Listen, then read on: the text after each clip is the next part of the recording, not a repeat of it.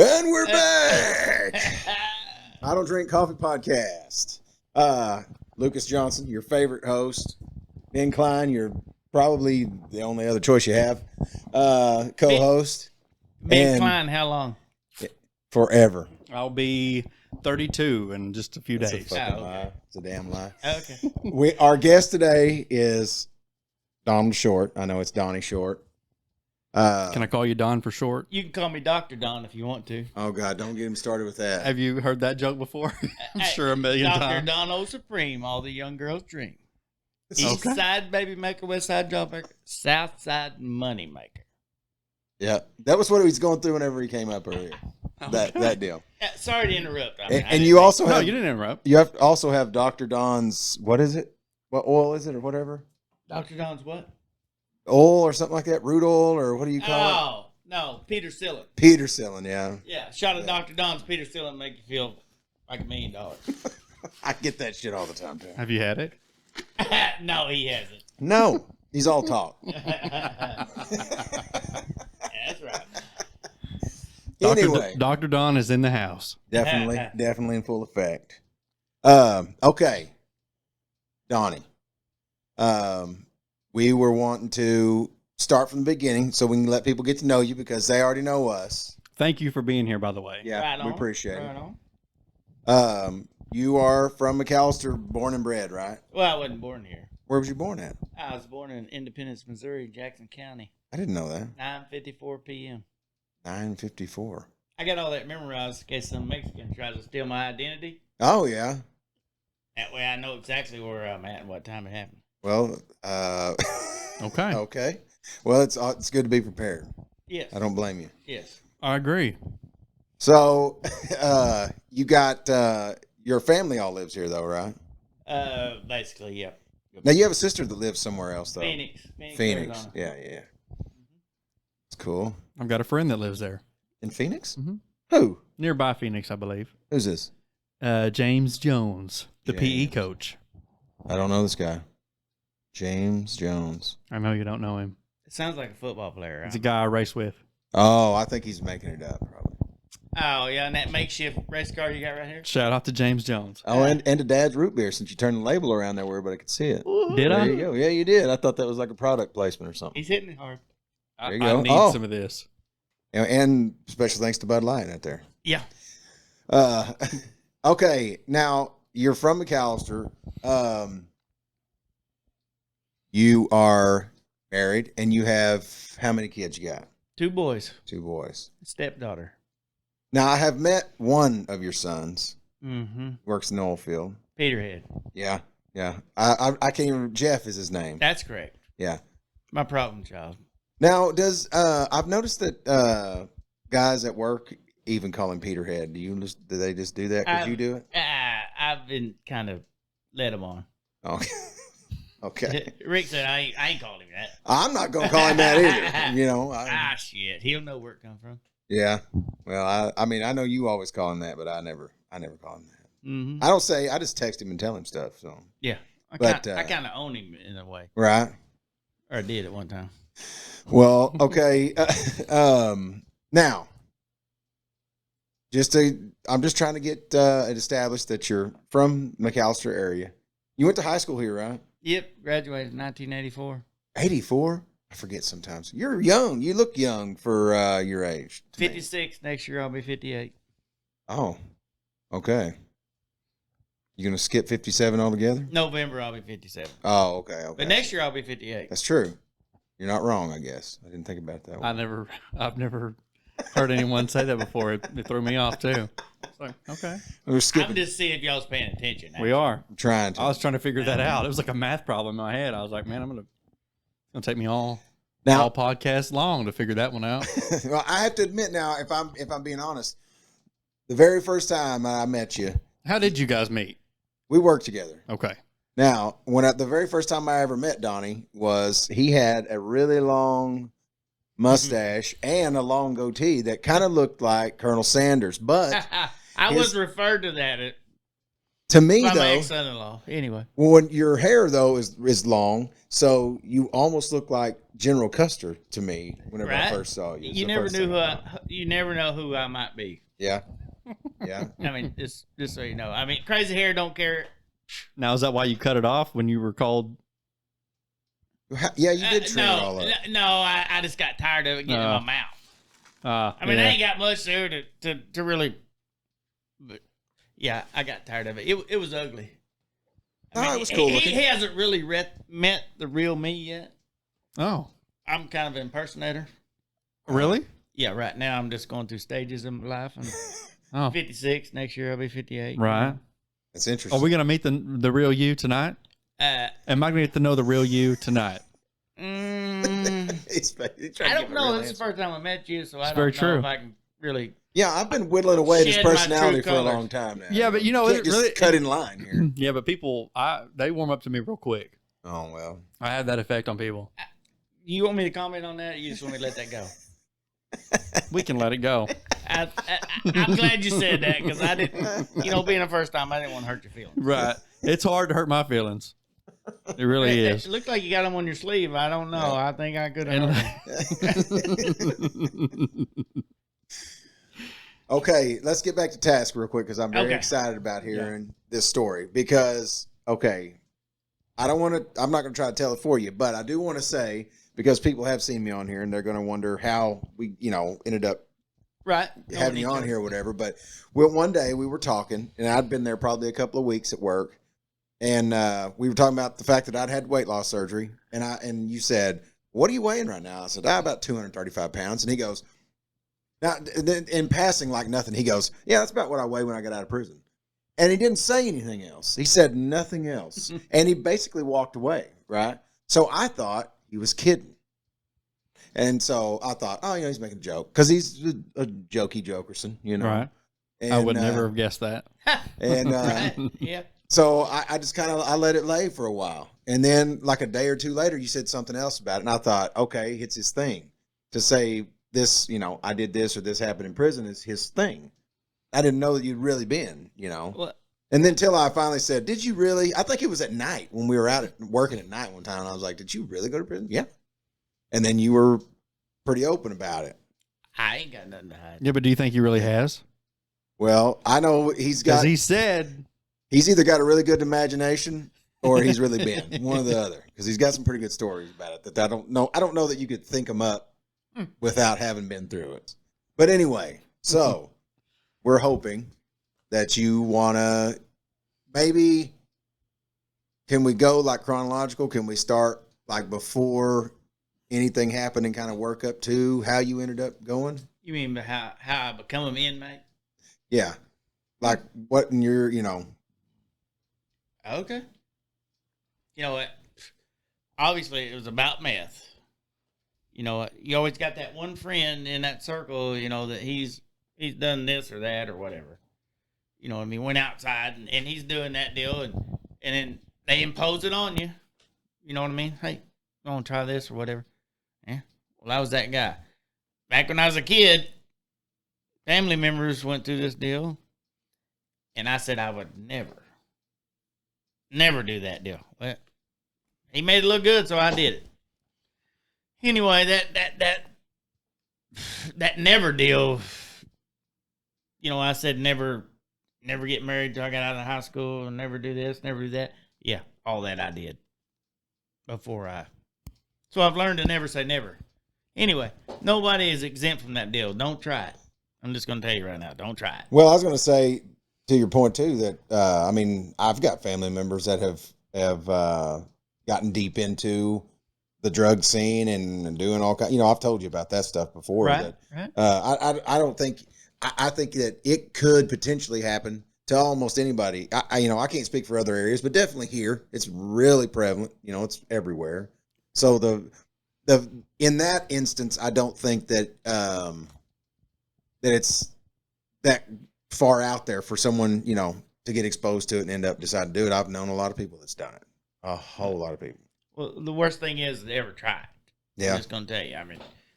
10 foot tall and bulletproof. You think you are, but you're not. It's just a downhill slide. Steady decline. Yeah. But now, whether you realize it or not. Yeah. You may not realize it, but pretty soon it's gonna get a hold of you.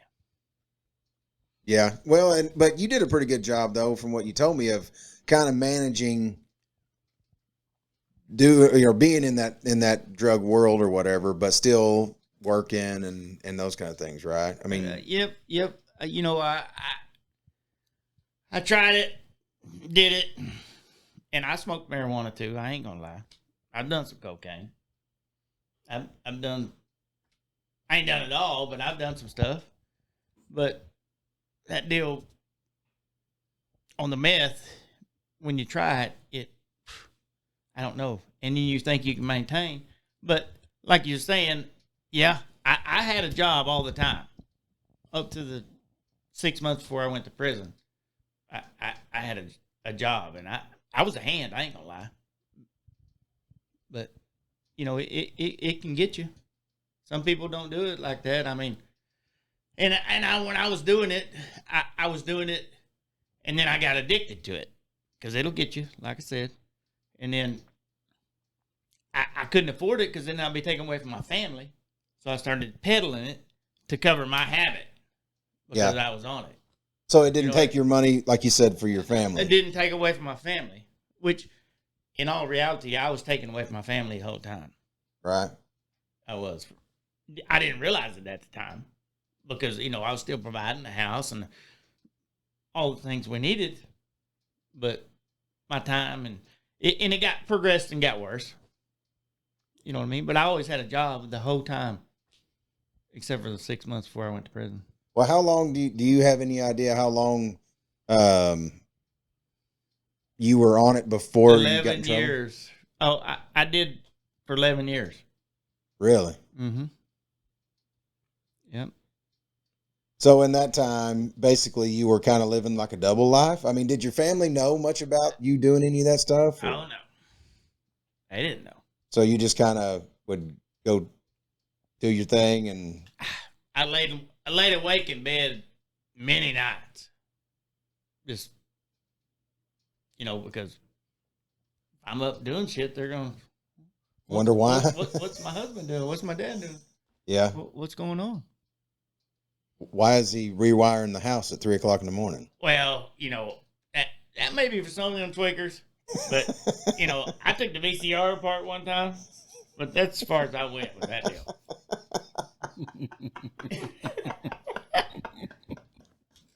Okay. All right. So you didn't do what I do, and and you call me a dry tweaker. We talked about that earlier. No, you're way closer to being a tweaker than I was, and I was on it.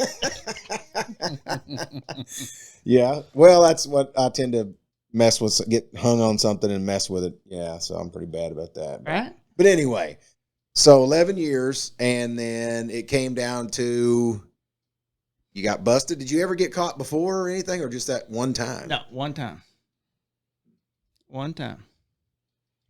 Yep, roadblock. Which, you know, there's a story to go with that deal. I mean, and by no means, I'm not putting the blame on nobody. And I'm not undermining the police, whatever. But I had a woman live with me. I won't say her name. And I was tired of her. You know, we was not a match, okay? We was not a match. I mean, that deal was pretty good. You know how relationships are when you get started. You know, in the beginning, it's, hey, and then you find out, well, man, this person, we don't connect.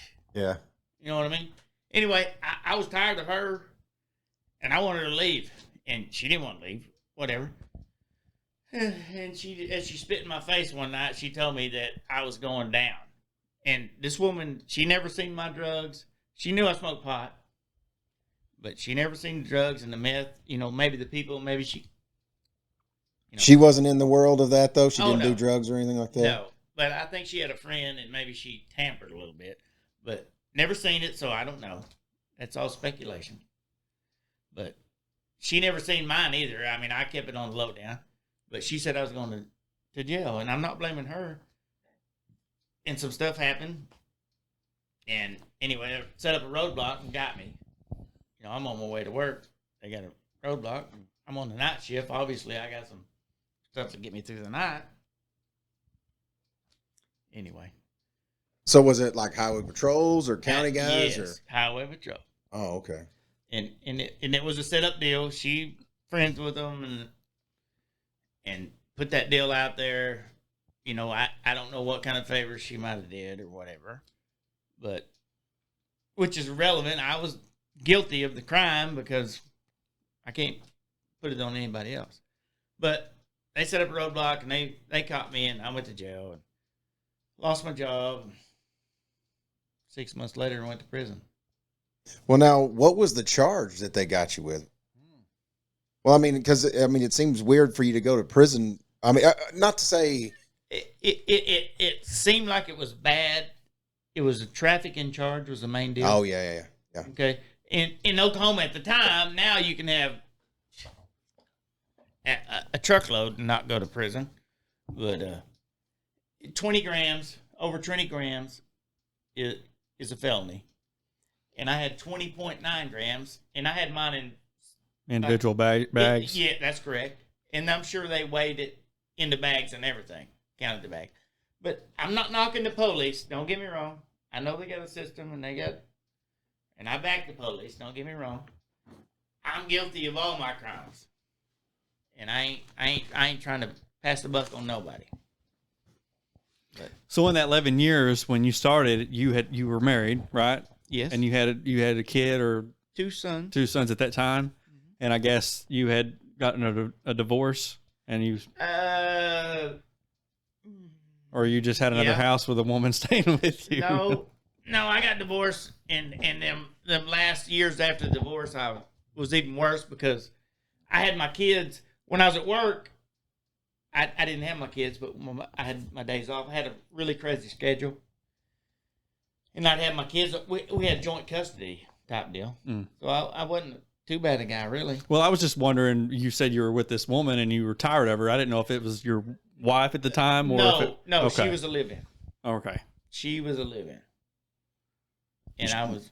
She didn't appreciate you being done with it, huh? I don't think I understand that. Well, I mean, like, whenever you said, did you just say, I want you to move out, I'm tired of you, get out of here or whatever? And that's what made her mad? This woman might have been mad the whole time, the way she acted. I mean, I'm just going to put it like that. She might have been mad the whole time. Well, one night we was going fishing. We was going to run a trot line we had over there in the lake, and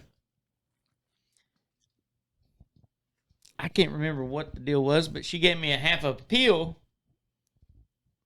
and I took it, and I didn't realize what the deal was. I thought it was like your regular old Xanax or your regular old whatever them other ones are. I can't even think of it. But this woman had some freaking psychiatric pills. We put the boat in the water and went over there toward the trot line. I got to where I couldn't function. I turned that boat around, went back, put it on the truck, and I sat in that recliner, and I woke up the next morning in that recliner. And I was drunk that whole day. I don't know what kind of shit they got her on. Yeah. You know what I mean? Because she's mentally unstable. But irrelevant. You know, all this other is me. Yeah. You know. But she didn't do any of that. She wasn't into the meth or any of that stuff like that. You guys didn't have that going on. You know, I'm going to say no, maybe. But I think she tampered because she had a friend and I was on the night shift. I was working and I come home and they had the freaking bedroom painted and half into the house painted. And, yeah. Yeah. They're pretty industrious anyway. So. Yeah. You know, birds of a feather flock together type deal. Yeah. Yeah. Huh. Mm-hmm. She wasn't on it, but I'm saying she tampered a little bit. My opinion, I could be totally wrong. Could be. Well, okay. Now, once you were arrested, did they take you, like, were you in like county jail for a while, or how did that work? I went to the county jail. I was in there. I don't remember what. I was in there overnight. The next day, I had another girlfriend at that time. And some friends, and they come bailed me out. They figured out I was in jail. I mean, that's... Yeah. And they come bailed me out. So I got out at that point. But my job, they terminated me at that point. Also, when I went to work the next day, they escorted me out. Really? Kind of embarrassing. So they already knew what was going on with you and all that? Not everybody, but obviously management had figured it out somehow or another. I don't know. Now, I was trying to remember what you had told me about. So they let you go from work the day after you got out of jail. You went back to work that night, and they were ready to terminate you then? No, it was on my... I don't remember what day. I had a funky schedule, like I said. But I stayed one night in jail, and they got me out. And then the next day for me to go back to work, I went to work, and they met me at the time clock. They knew I was coming, and escorted me back out and said that I was terminated. Huh. Now, this has been several years ago, right? I mean, how long ago? 2003, September 2003. Okay. That's, 18 years ago? That's long time ago. Long time ago. Almost as old as you are. No, well, it's almost as old as my oldest son, though. Almost as old as me. Yeah.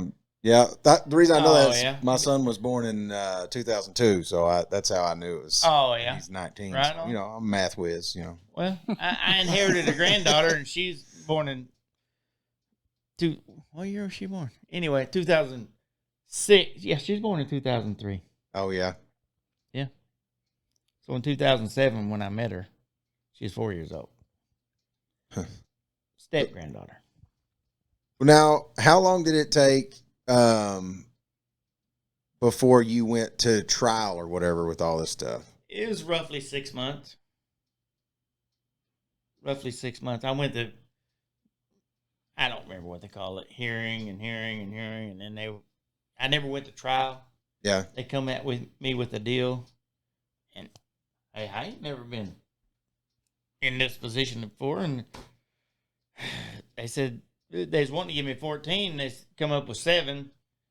It was 3 and 3 and 1 or something, because I had a little marijuana and I had some ephedrine, which is stuff that you used to cook meth with. So I had 2 or 3. I don't remember correctly on the charges. So they were kind of piling it up on you then. Yeah, and they done me dirty. Most people they give it to them concurrent, but mine was consecutive. That means you run this charge, and then you start this charge, and then you do this charge. Oh, okay. Instead of doing time for all of it as you go, it's when this one's over, you go to this one. You go to that one. Where most of them they combined it all together, concurrent is what they call it. Oh, okay. I think. Yeah. Huh. And I didn't have nothing to do it. And I was in the county jail when them other guys that already been to prison before told me, man, I cried like a baby. Yeah. Mm-hmm. Yeah, that'd be a pretty big thing to find out. And you got, what, 7 years? Is that what you said? 7 years. Huh. Yep. And I don't remember exactly how they was run out there, but. So I'm guessing your attorney at the time told you that was the thing to do, to take that deal? Mm-hmm. Yeah, I'm bet. You know, my attorney's famous word was, "When you come back, I need another 1,000." Yeah, I need another 1,000. Yeah, sounds right. And then he said, "Well, this is what they're giving you. They wanted to give you 14." And so 7 sounds better than 14, and you'd never really been in trouble before, and so you think that is what you're going to get, or if you go to trial, you're probably going to get 40. Is probably what you were told. Maybe something along that lines, but you know,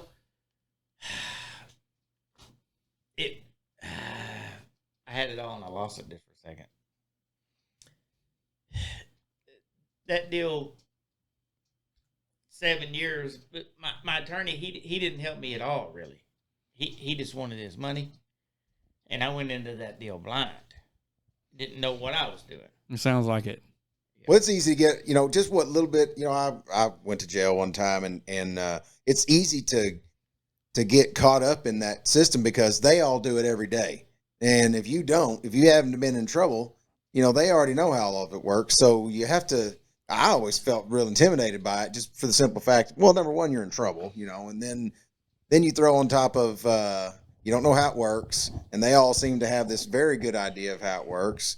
And it feels like, well, they're an attorney. They're well, I'm talking about even when you're talking to the arresting officer and that kind of thing like that, they're giving you the rundown about how it's going to be, and they all know the path already. They've already seen it so many times. They're like, well, what's about to happen is this and this and this and this, and you're sitting there going, oh, well, we've seen shit. Is this real? We've seen so many people do so much less than what you did, and get nothing. So. That's correct. But when your world is crashing down on you, and I'm sure that's what you felt, and you hear the 14, and then all of a sudden you hear 7, and you feel like that's the only choice you have. I mean, and don't get me started on attorneys. Oh, I know. But I'm the same way, it's easier for them to let you just take your deal and go, and than it is to fight for you. Well, in the back of my mind, I'm thinking all the time, I know people that's got in trouble, and then they got probation. They got this or that. My first time, they want to give me a 14, and I settle for 7. I mean, I've jaywalked before, but hell, come on, man. Right. Yeah. Well, and that's what Ben and I have a mutual friend whose dad got caught, and he got trafficking, and he did. I hate to say how many years he did because I don't know for sure. But he got several years because they called it trafficking. Oh yeah, because of that. Yeah, if they label it trafficking, it's a much harsher charge for sure. Right, and it's 85%. You don't go do a year and get out on parole. Yeah, you got to do 85%. Did you have money on you too? I did.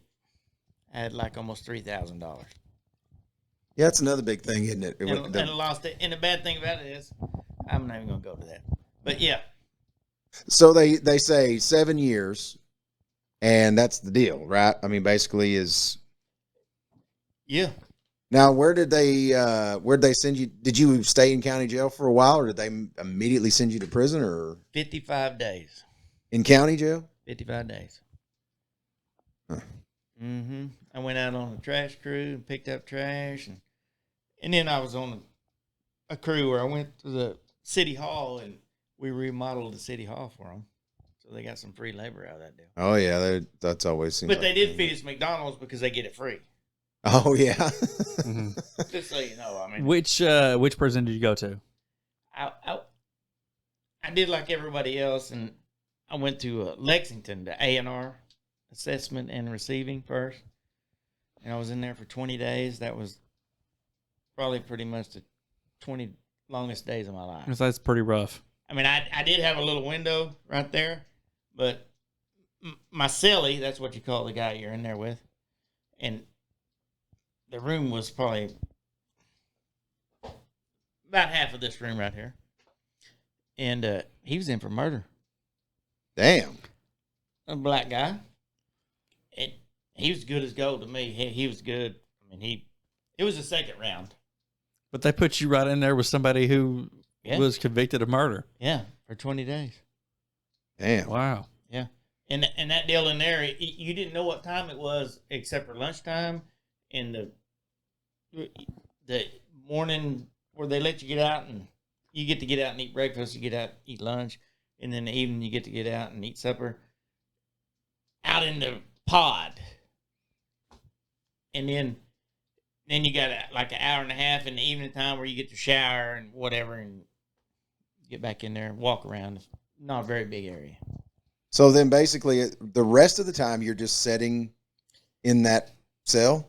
No, they take you back there, and they, when you first come in to that assessment and receiving, they shave your head. They take you in this room, and you're in here with other inmates.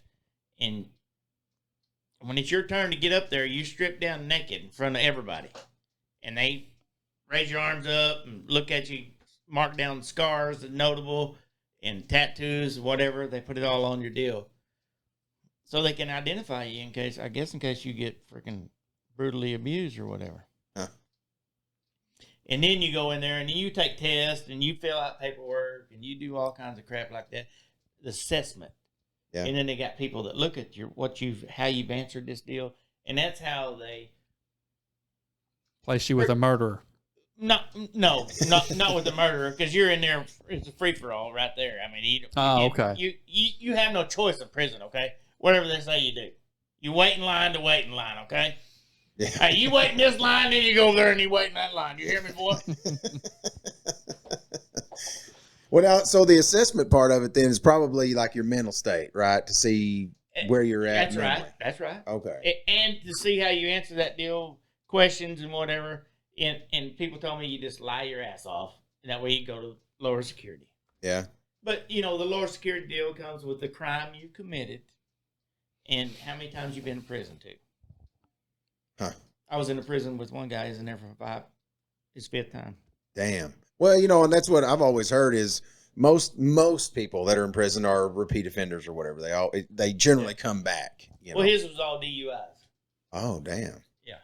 Yeah. Jack Clary. I probably shouldn't have said his name. We can cut it out if you want to. Anyway. Yep. He was a good old man.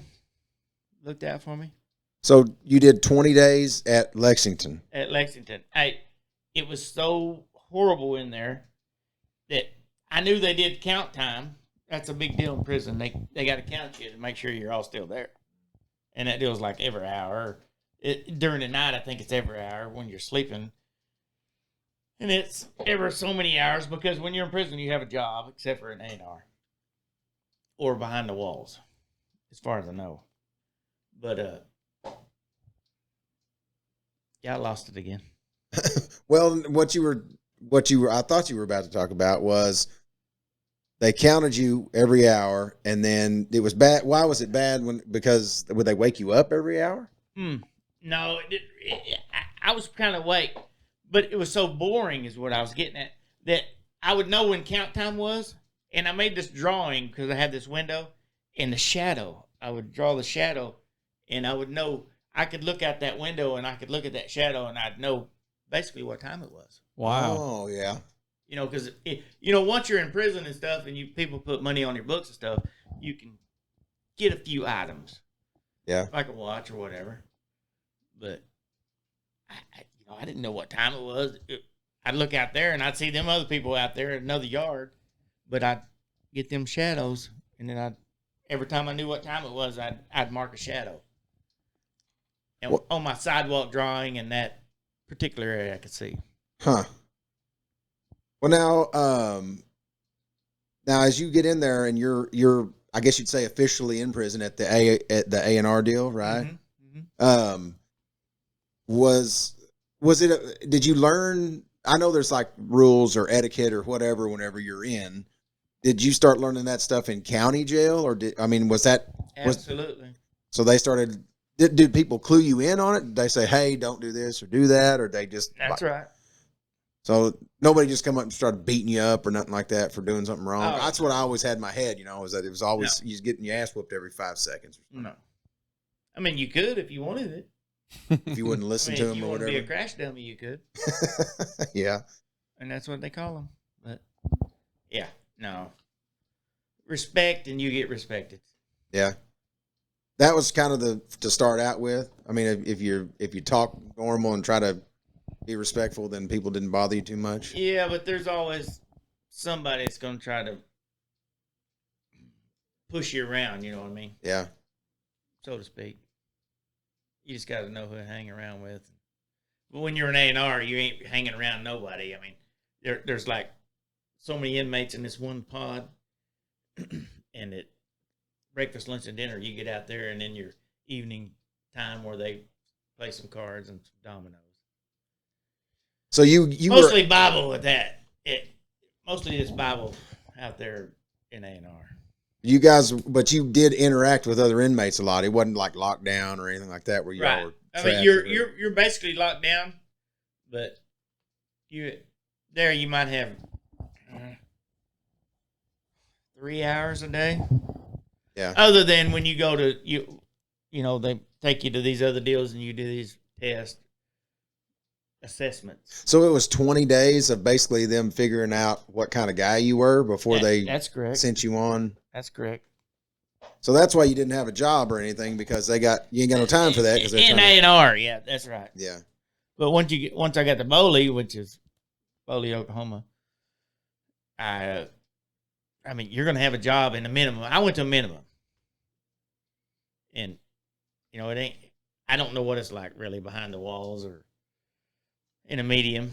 A lot more fighting and whatever. But when you're in a minimum, you're going to have a job. You're going to work on the farm. You're going to work in the kitchen. You're going to work on the yard. You're going to work on the unit. You're going to be somebody's bitch or something. Yeah. I mean, prison. You got guys working cantina. There's people who give haircuts. Working a library. Do you get to pick any of that, or do they just tell you what you're doing? You got to apply for it. Pretty much, they give you an application. Really? Yeah. We're out at Boley, they give you an application. Well, they don't want you out there working on the farm or whatever if you don't know what you're doing when you can be somewhere else. Well, I just doing something easier. I just assume they would probably stick people where they need them. They're like, oh, hell, we need somebody to mop. So if you got skill, that's what they want to know. Some of them might have a carpentry shop, or you might work with a plumber. The plumbers of the prison. If you got plumbing skill, you work there. Yeah. If you got farm skills, you can get on the farm easier. Huh. You know what I mean? But otherwise, you're gonna be doing something unless you have a medical out. Unless you're a child molester, and then they keep you away from everybody. But would you rather have a medical out, or would you rather be doing something? I'd rather be doing something. Yeah. Like I was. Yeah. what was your first job whenever you got to the actual Kitchen? just cooking and cleaning, or Basically cleaning and putting up groceries, and I didn't really do cooking. did they do like 8-hour days, or how long was your job? No, it would be like breakfast and then lunch, and then you'd get to go back to your house, which is your unit or if you got this little area, you call it your house. You go back and then they have somebody else in the evening. Ah, okay. Huh. So at this point, you had 2 kids, 2 boys. Mm-hmm. And how old were they at the time? Oh my God. Well, the oldest had already graduated because I went to his graduation, and the other one, he was probably 10th going into 11th grade. So I missed his graduation. That's a deep regret right there. So he was in high school though whenever you went. Yep, that's correct. Well, I'm curious before we get too far off on that part of it. I do want to come back to it, but I'm very curious about how all this stuff works, just because I don't have any experience with it. But so how hard was it to like change jobs? Did you ever want to do anything different? I mean, did you get bored and say, well, I'm tired of working in the kitchen. I want to do something else. I did not want to work in the kitchen because you got all that access to food, and boy, if you can eat, you're gonna eat. Yeah. Sneak a piece of sausage or whatever. Yeah, you get fat when you work in the kitchen. But now, you worked out all the time when you were in prison, right? Didn't you tell me? When they let me, you got to be a certain level before you can make it to the weight pile. Really? Yeah. No, it's all about level 1. You ain't doing shit, and they're watching you. You're a crash dummy. Level 2, usually you just got there because they start you out on level 2. And when you get level 3, then you can go to the weight pile. Yeah. And level 4, and the level 1, 2, and 3, I forget exactly how it goes, but when you're level 1, you're doing day for day. When you're level 2, you get, I can't remember. You might get 2 for 1. Level 3, you get 3 for 1. Level 4, you get 4 for 1. Okay. Now, is that based off your behavior, the levels? Absolutely. Okay. Absolutely. If you're a crash dummy, you got that red badge. It says number 1. That's not good. He's trying to get out of there as soon as you can. He's going to get his ass You whooped don't every want to day. be number 1. Yeah. Yeah. Because that says you're a crash dummy. Huh. Because when I came in, I was level 2. They knew I was green or whatever. If I'd have been red, they'd say crash dummy. Huh. So did you have people, and of course you obviously don't have to answer anything that I ask you, but I'm curious, did anybody ever say, hey, bring us some food back? Bring me a sandwich or bring me crackers or something like that? No. I guess we're in the minimum security or whatever where you was at. You guys all got to eat regular and all that kind of thing like that. And oh, it's 3 hots in a cot. That's 3 meals a day and a place to lay your head. Yeah. Yeah. Because I know, well, I've got family that worked in McAlester at the Max, and they talk about like, and anyway, those guys could get into mischief, they would do it. You know what I mean? So they had to like watch those guys all the time. Yep. But they're probably level ones, like you're talking about. They're a bunch of idiots. Well, they're locked up 23 hours a day, basically. In the higher security. Yeah. And see, that's why I'm curious about the way you did it, because I've drove past Jackie Brannon, and some of my family worked at Jackie Brannon for years.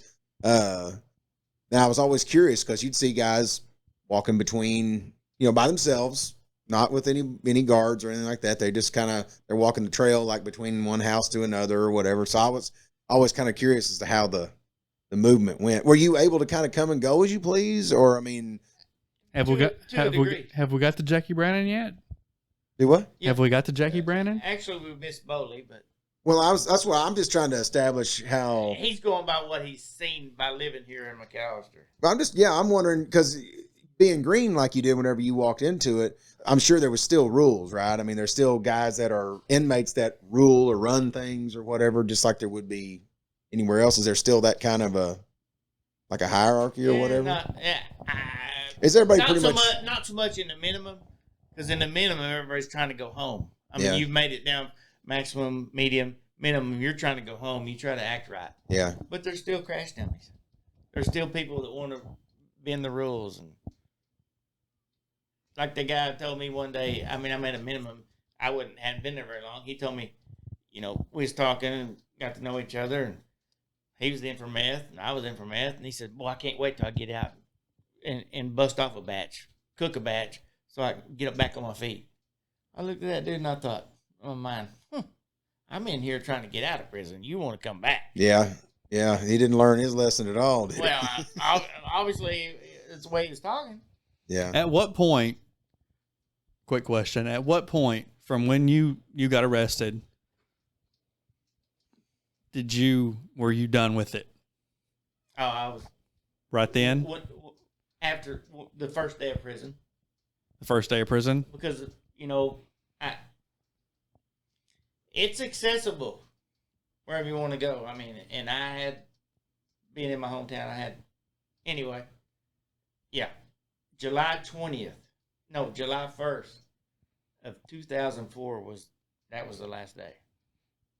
Well, and I think it speaks a lot to how you handled it in your head, that you can come back to the community you're from and not get in any trouble and not get mixed up with it. Because a lot of people can't do that. No. You know what I mean? If they're not truly out of it, they'll come back like the guy you were talking about. Yeah. They'll jump right back into it as soon as they get there. They're trying to get back with their buddies or whatever. Birds of a feather flock together. Yeah. And you got to hit rock bottom, and prison was my rock bottom. I mean, there was opportunities I had in prison, but I'm done. It was over. County jail, that was a little different. But once I went back there, it was a whole different game. Yeah, I don't blame you. Well, now, okay, how long were you at, what did you say the name of it was? Bowley? Bowley. You was at Lexington for 20 days, right? That's correct. And then you went to Bowley. Yeah. And basically, with Lexington County Jail and Bowley, I did 15 months. And in Jackie Brannon, I did 15 months. Oh, okay. Now, what made them move you? I mean, was you requested or? Yes. I knew that I took every drug program they offered at Bowley. Everything they had. I done it. I even did AA, and at then I didn't have a drinking problem. Now I might have a drinking problem, but anyway. I wanted to go to the big programs, drug programs. It was the CARE program that I was in. I wanted to go to Bill Johnson. Most people, the first offenders, they go to Bill Johnson. They do a year, and they get out. It's a drug program. You know what I mean? Hey, we're going to teach you how to not do drugs, with what we know, what we think we know, and put you out. But they didn't give me that option. Did you have is there a representative, if there's like a staff member or something that you would go to and find out about these programs? I mean, how'd you know about that stuff? County jail mostly. Really? Yeah. I mean, some of them same people that was in county jail with, they was going to Bill Johnson's. And it was even a couple second time offenders got to go to Bill Johnson. But they never offered you that. Huh? Never. Huh. And at that point, you didn't even need it, right? I mean, you just wanted to do it so you could get out sooner. But you were already done. I was done. And I wanted that, so, it looked good on my parole to get out. I'm ready to go home. I mean, I'd be the same way. It's ugly. I mean, I say it's ugly. I mean, yeah, obviously it's ugly.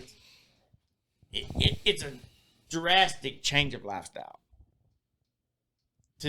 From free will to you stand in this line and then you go stand in that line.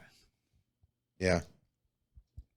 Yeah. Well, I mean, I guess that's supposed to be, the idea of the whole thing is to, I guess, encourage people to want to get back to regular life or whatever you want to say, get out and stay out. I mean, I think that's what is so interesting about your story to me is, and you made this point before, and I don't want to tell too much, but I mean, one of the things that struck me immediately when you talked about it, when you really did, like I said, I thought you were joking for a while, but whenever you were real serious about it, you said it was the best thing that ever happened to you. Really?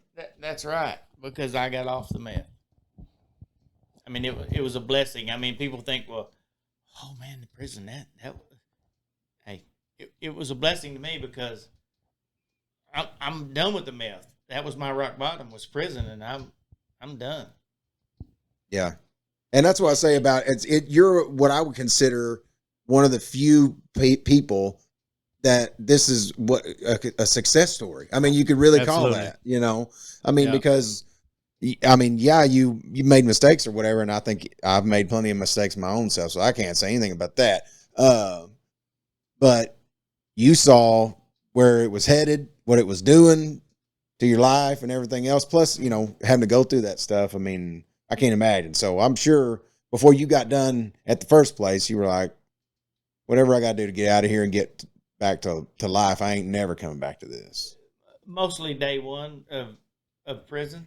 County jail was different because it was in my county and I knew some people in there and they put me under their wing and never tried to entice me or whatever to do. I mean, what I did in the county jail was all me. Anything I've ever done is me. I can't blame nobody because I got free will. But once I got past that deal, I mean, I had opportunities. I mean, it's in there. If you want it and you got the money, you can do it. Well, even when you got out, I mean, here you are. That's right. That's right. Even when you got out, and then you go right back to the same community that you grew up in and you've been in, and you know all these people that you knew back in your old life, and it's right there, Yeah, no, it's around there. Your friends, and I see some of them people now, and there's some people that man, golly, look at that guy. I mean, he's a little bit older than my kids, and he looks older than me. Yeah. More than one like that. Yeah. Now, okay, were you able to kind of calculate, even before you came to Brandon, were you able to know pretty much to the day how long you had? I mean, can you count it down that way, or is there things you could do along the way to shorten your sentence even more? Or, I mean, is it pretty much set in stone? It's set in stone other than parole. There's a 1-year judicial review and I applied for it. Cost me another $1,500. My little mama, bless her heart, and did that deal for me. And that lawyer, I don't think he did a damn thing. Yeah. I think he said, "Thank you." Yeah, I was gonna say that kind of stuff Spend that always on my seems like girlfriend. it's always a money deal. You know what I mean? Pay to play type deal. Yeah. But yeah. So once you got to now, let me ask you this: were there like the you always hear about these prison gangs or whatever they call them, but these groups, where those rules applying in the minimum security part, like the white guys stay with the white guys, black guys stay with black guys, that kind of whole thing. That's right. Because I know that's real prevalent in Yeah. No, the Indians, they're Indian Brotherhood, they're together. The blacks stay together. And the white boys, they're together. Mexicans are together. Were you allowed to have friends in other races, Sure. just not hang out with them too much or whatever? Well, I mean, yeah, but when it come down to it, you need to be with your people. Yeah. It's the way it is there. I mean, yeah, pretty much. I mean, you can be, everybody get along to a degree, especially in the minimum where I was at. I didn't see none of that racial stuff because I was in minimum. Medium and higher is, I don't want to go. Yeah. I don't want to go. Well, that's my family member that I was talking about was, he's seen almost all of it, you know what I mean? As far as from the guard side of it, you know what I mean? He was, and so it can be everything that you've seen in the movies. I always said that. I always had these impressions about how things were in jail and all that because of the movies and he doesn't do anything to convince you that it's not the craziest, most jacked up shit that you could ever imagine. You know what I mean? Mm-hmm. In the high security stuff, in the max and all that stuff like that. But anyway, I was curious because yours was in the minimum, and I was wondering if that kind of carried over. Like to a degree, but for the most part, I mean, there's still going to be the Indians are going to look out for the Indians. I mean, the blacks are going to look out for the blacks. The whites are going to look out for the whites. Well, did it? As long as you don't, I'll tell you a little story about whenever I first got the bully. I didn't know the rules. I didn't know anything. I'm there, and you once you get to a yard, you got to do this or that, and you got another receiving deal. You got to do this stuff, and I didn't know what's going on. Nobody around, anything. There's horseshoes and horseshoe pit out there. I go out there and start throwing them horseshoes. They ain't told me I got to do nothing else. They ain't told me to wait in that line yet. And this is before 3 o'clock. I think 3 o'clock was the number that you can go. But before that, there was this one white boy out here. He said, hey, we went and talked to him. He'd been in there for 18 years. And he says, you can't throw them horseshoes till after 3 o'clock. Everybody's at work. That's work hours. You can't go out there and do that. Play basketball. Oh, you're not supposed to be having fun while you need you're to be working too. Yeah, on the yard, you ain't allowed. You can walk, but you can't go out there and kick that soccer ball or shoot that basketball or throw them horseshoes. Huh? Yeah. Told me I was gonna get my ass in trouble. That's something I haven't heard. And you'll get in trouble from the guys the in the police. Not the everybody. guy, not the inmates, the police. Oh. That's the guards. That's what they call them, police. Okay. So it was from top to bottom, everybody said don't play during work hours. Yeah. If you can be throwing horseshoes, you can be out working. The white boy told me it's his job was something else, and he was. No, you have a job. You're going to have a job, and you will get that done. And the police is going to know what your job is. If you're just hanging around there, they're going to know you're the freaking guy cleaning the bathrooms and the showers and mopping I forget what they call that guy. I forgot a lot about prison, and it's not bad. That's what I was saying earlier. Is there's a bunch of this stuff I've thought about asking you when we were out working or something. If we were just sitting there, and I thought, no, I don't want to know yet. I want him to tell me the first time. Whenever we got on the podcast, that way it's Well, we're live, so we're live. Yeah, we're still recording. Sometimes I just lose it. So I mean, it's like. Well, that's what we're supposed to do is keep you on track. Well, our job is to keep you on track. Or you're not doing very good. Right, Ben's way better at it than I am. Is he? Yeah. I can't tell. I don't know you, so I'm letting him. He don't know me either. Well, here's right. Evidently, that's what you said. But here's my way of thinking: is I'm always the one that brings it back on track, and I just want to see how good he is. Oh, and so I'm testing him tonight. I'm not doing good. You did all right. And don't tell him that. I mean, I'm trying to beat him down so he'll do better, and you want to. Yeah, there is no. I give the attaboys. There is no fucking positive reinforcement at all. No matter what, you could have done a little better, a little faster, a little this, a little that. You know. Hey, a guy who wears socks like that. I mean, come on, really? It's got food on it, man. Come on, man. All right, see, I got just regular old socks on, man. Oh yeah. Yeah, Well, you got socks with a smell, I can tell. Oh, No. I got that smell. There ain't no smell. He's a big barefoot guy. He can go barefooted, and I Really? can't do that. Not even in the house. I don't. I can't either. And that comes from prison, I think. Just Really? So you know, because you know you wear your shower shoes everywhere when you're, unless you got your other tennis shoes on going out to or your boots going to work, whatever, because you get freaking fungus. Oh yeah. Yeah. Got too many people and moving around. That makes sense. Well, I mean, I don't know. That's just Okay, that brings up a damn good point. I'm glad you said that. Mike sounds funny. Okay, real quick, when you're showering, and I'm not trying to get weird, I'm there saying. you go with them gay tendencies. Well, I knew you had them. What I want to know is in minimum, do you get to go shower by yourself? I mean, is there like at Bowley? No, it was group of guys together or whatever? like 4 shower heads in the same shower. Had like 6 shitters right there. None of them had doors. Really? Yeah. All my life I tried to keep how I wipe my ass to my own. You know, I had a special technique. I go to prison, and by God, there ain't no door there, so any motherfreaker can step up there and watch me wipe my ass if he wants to. Well, did you change your technique, or were you embarrassed of it or something? Oh, no. I still stick my finger right through that paper. Oh, okay. All right, I'm just kidding. Well, okay.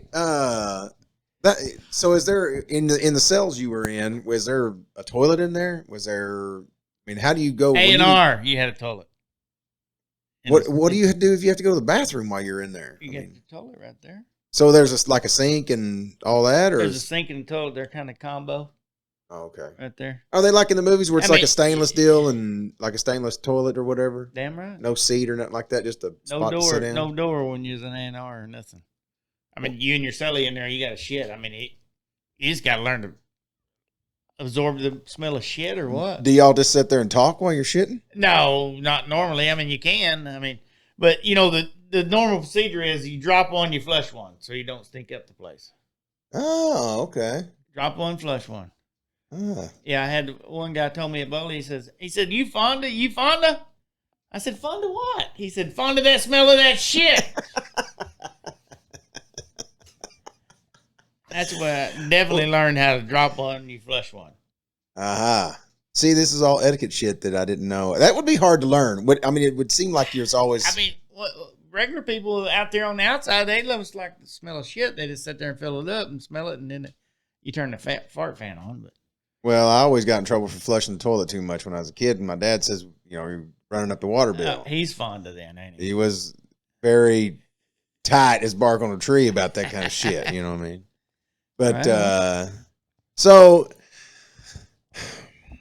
So you got to shit in front of people. That's the thing in prison constantly. Yeah.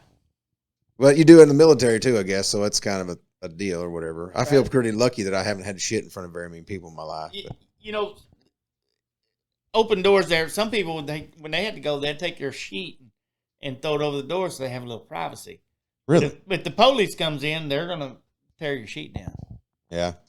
Because they think you're up in there no good, masturbating or whatever. Aha. It's against the rules. Now, it was that way at Bowley and at Jackie Brandon? Jackie Brandon was different because it was in the old hospital.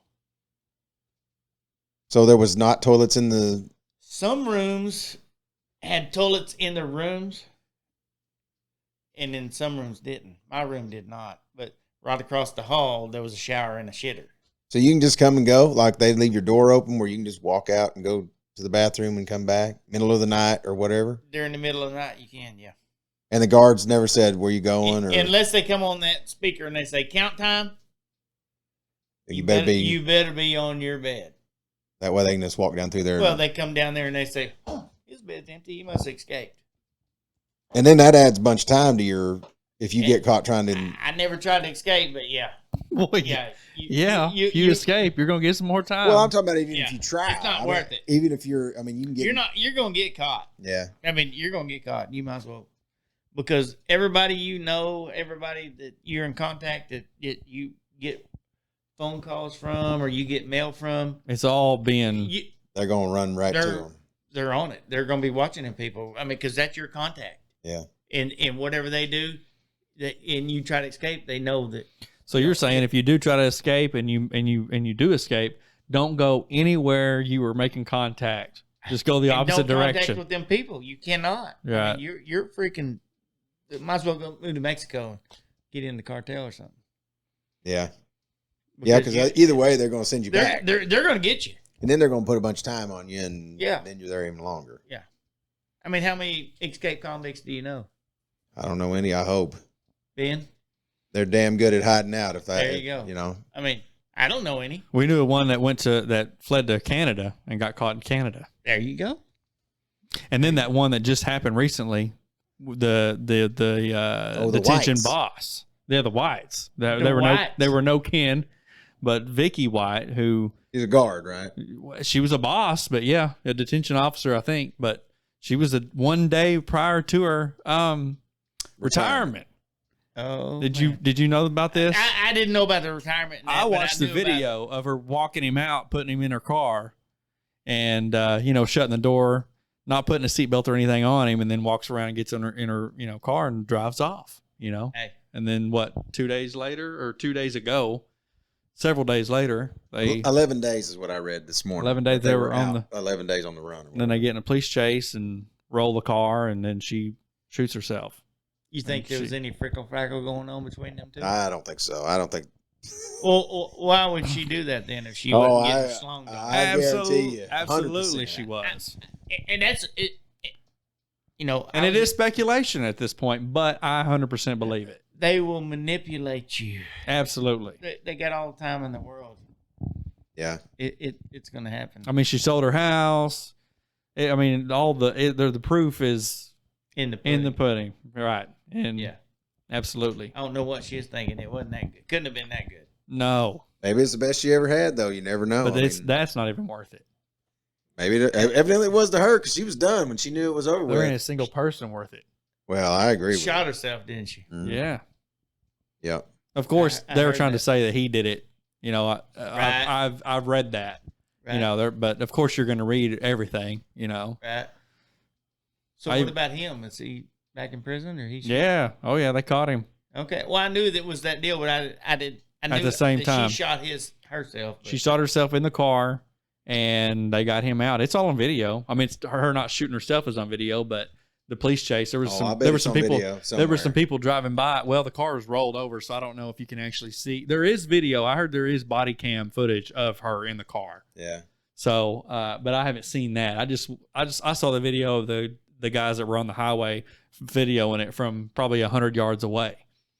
Right. And they heard the gunshots and stuff, and they thought the cops had, opened fire on the car and all that. But they had planned on having a shootout, right? I mean, that's what I read this morning. Was that the big plan they had was if they got caught was to have a shootout with the cops. That was going to be what their thing was, or whatever. Sound like there's a regular old Bonnie and Clyde deal going on there. Well, if you read it, what I read, he never actually murdered anybody. Now he did confess to a murder for hire, right? But they're thinking he confessed to it. Now his mom said this that she said that he confessed to it just so he could get moved from the prison that he was at to back to the county jail or whatever, which makes no sense. But I guess maybe he thought he would get moved back and then take it as far as he could and then be like, all right, I lied about it. I didn't really, kill the guy or whatever.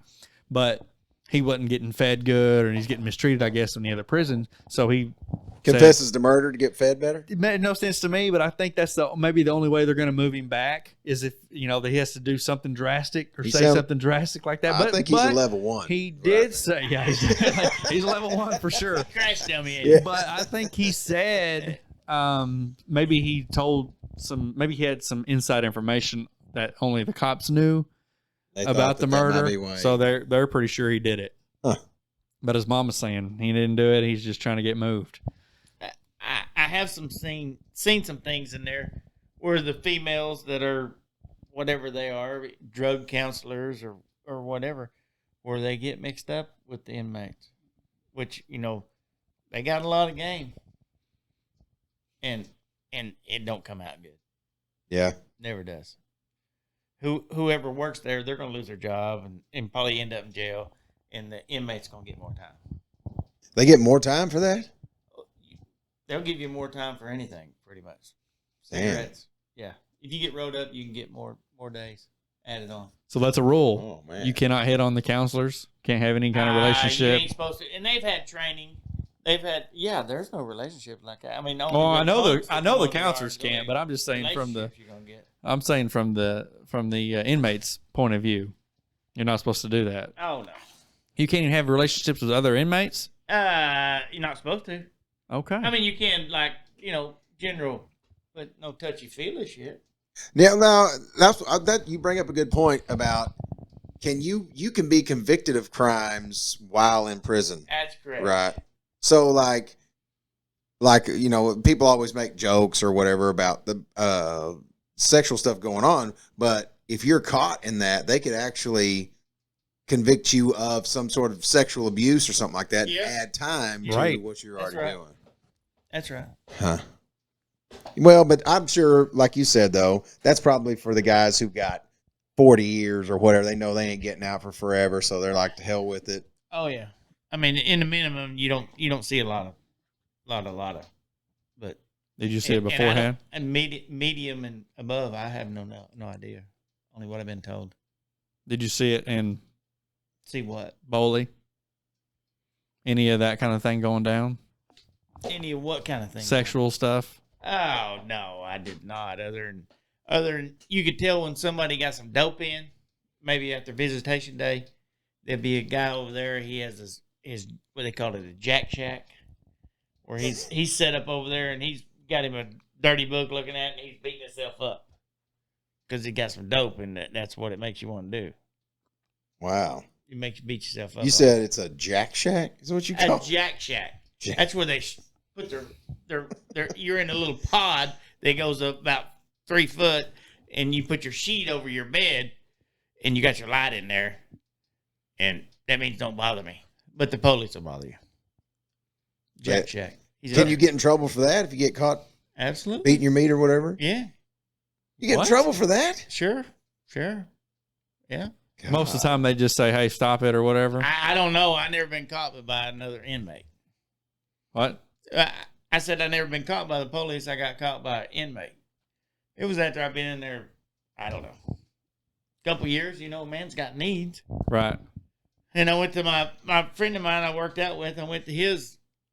It was a hospital, and his happened to have a bathroom. His room. You went to another man's jack shack?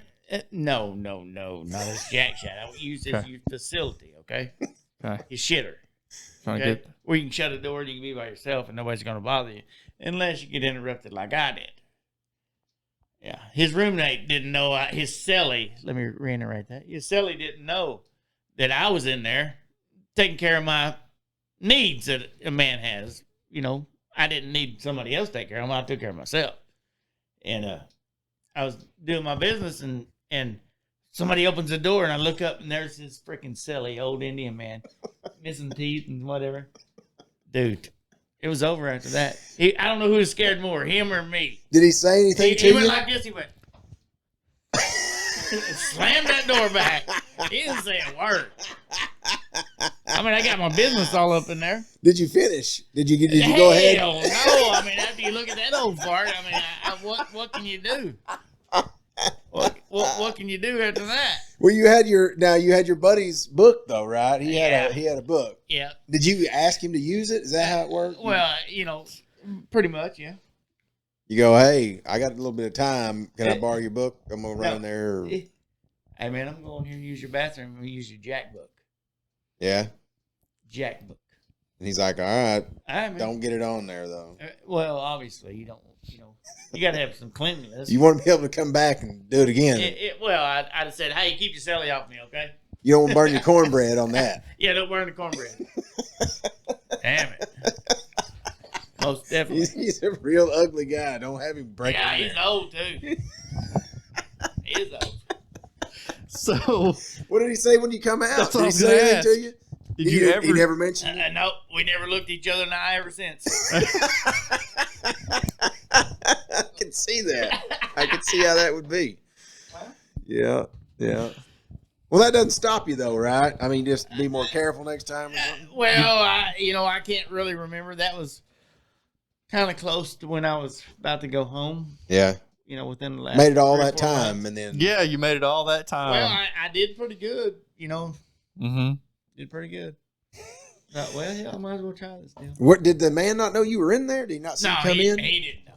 No, we didn't know. He didn't know. He just opened that door, gonna go in there and take care of his business. I guess I don't know. Anyway, Well, and you have to know, this is one of the first stories I got told.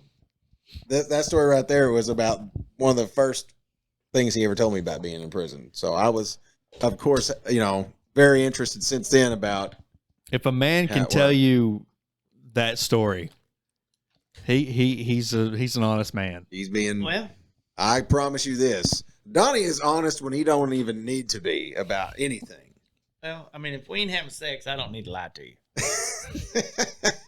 Hey, if he thinks that, like if a valve gets left open, or if he'll tell you, I did that. Might have been him. Yeah. I Hey, did that. I ain't perfect. Me either. I'm trying. I've done it, and I'm probably gonna do it again. I'm getting trained. Multitasking. I'm training you not to do that. Well, I'm trying to learn it, but I still do it. Well, shit happens. I mean, Yep. So hold on. Okay. Now, and you said, what time of year did you get out of prison? November the 30th, I believe was the day. And did you do? Wait a minute. How many years did you actually do? How long were you actually? 2.5, counting what I did in county jail. So out of 7, you did 2.5, You did 15 and 15. I paroled out, and then you were basically. on parole for the rest of the 7. Is that how that That's works? right.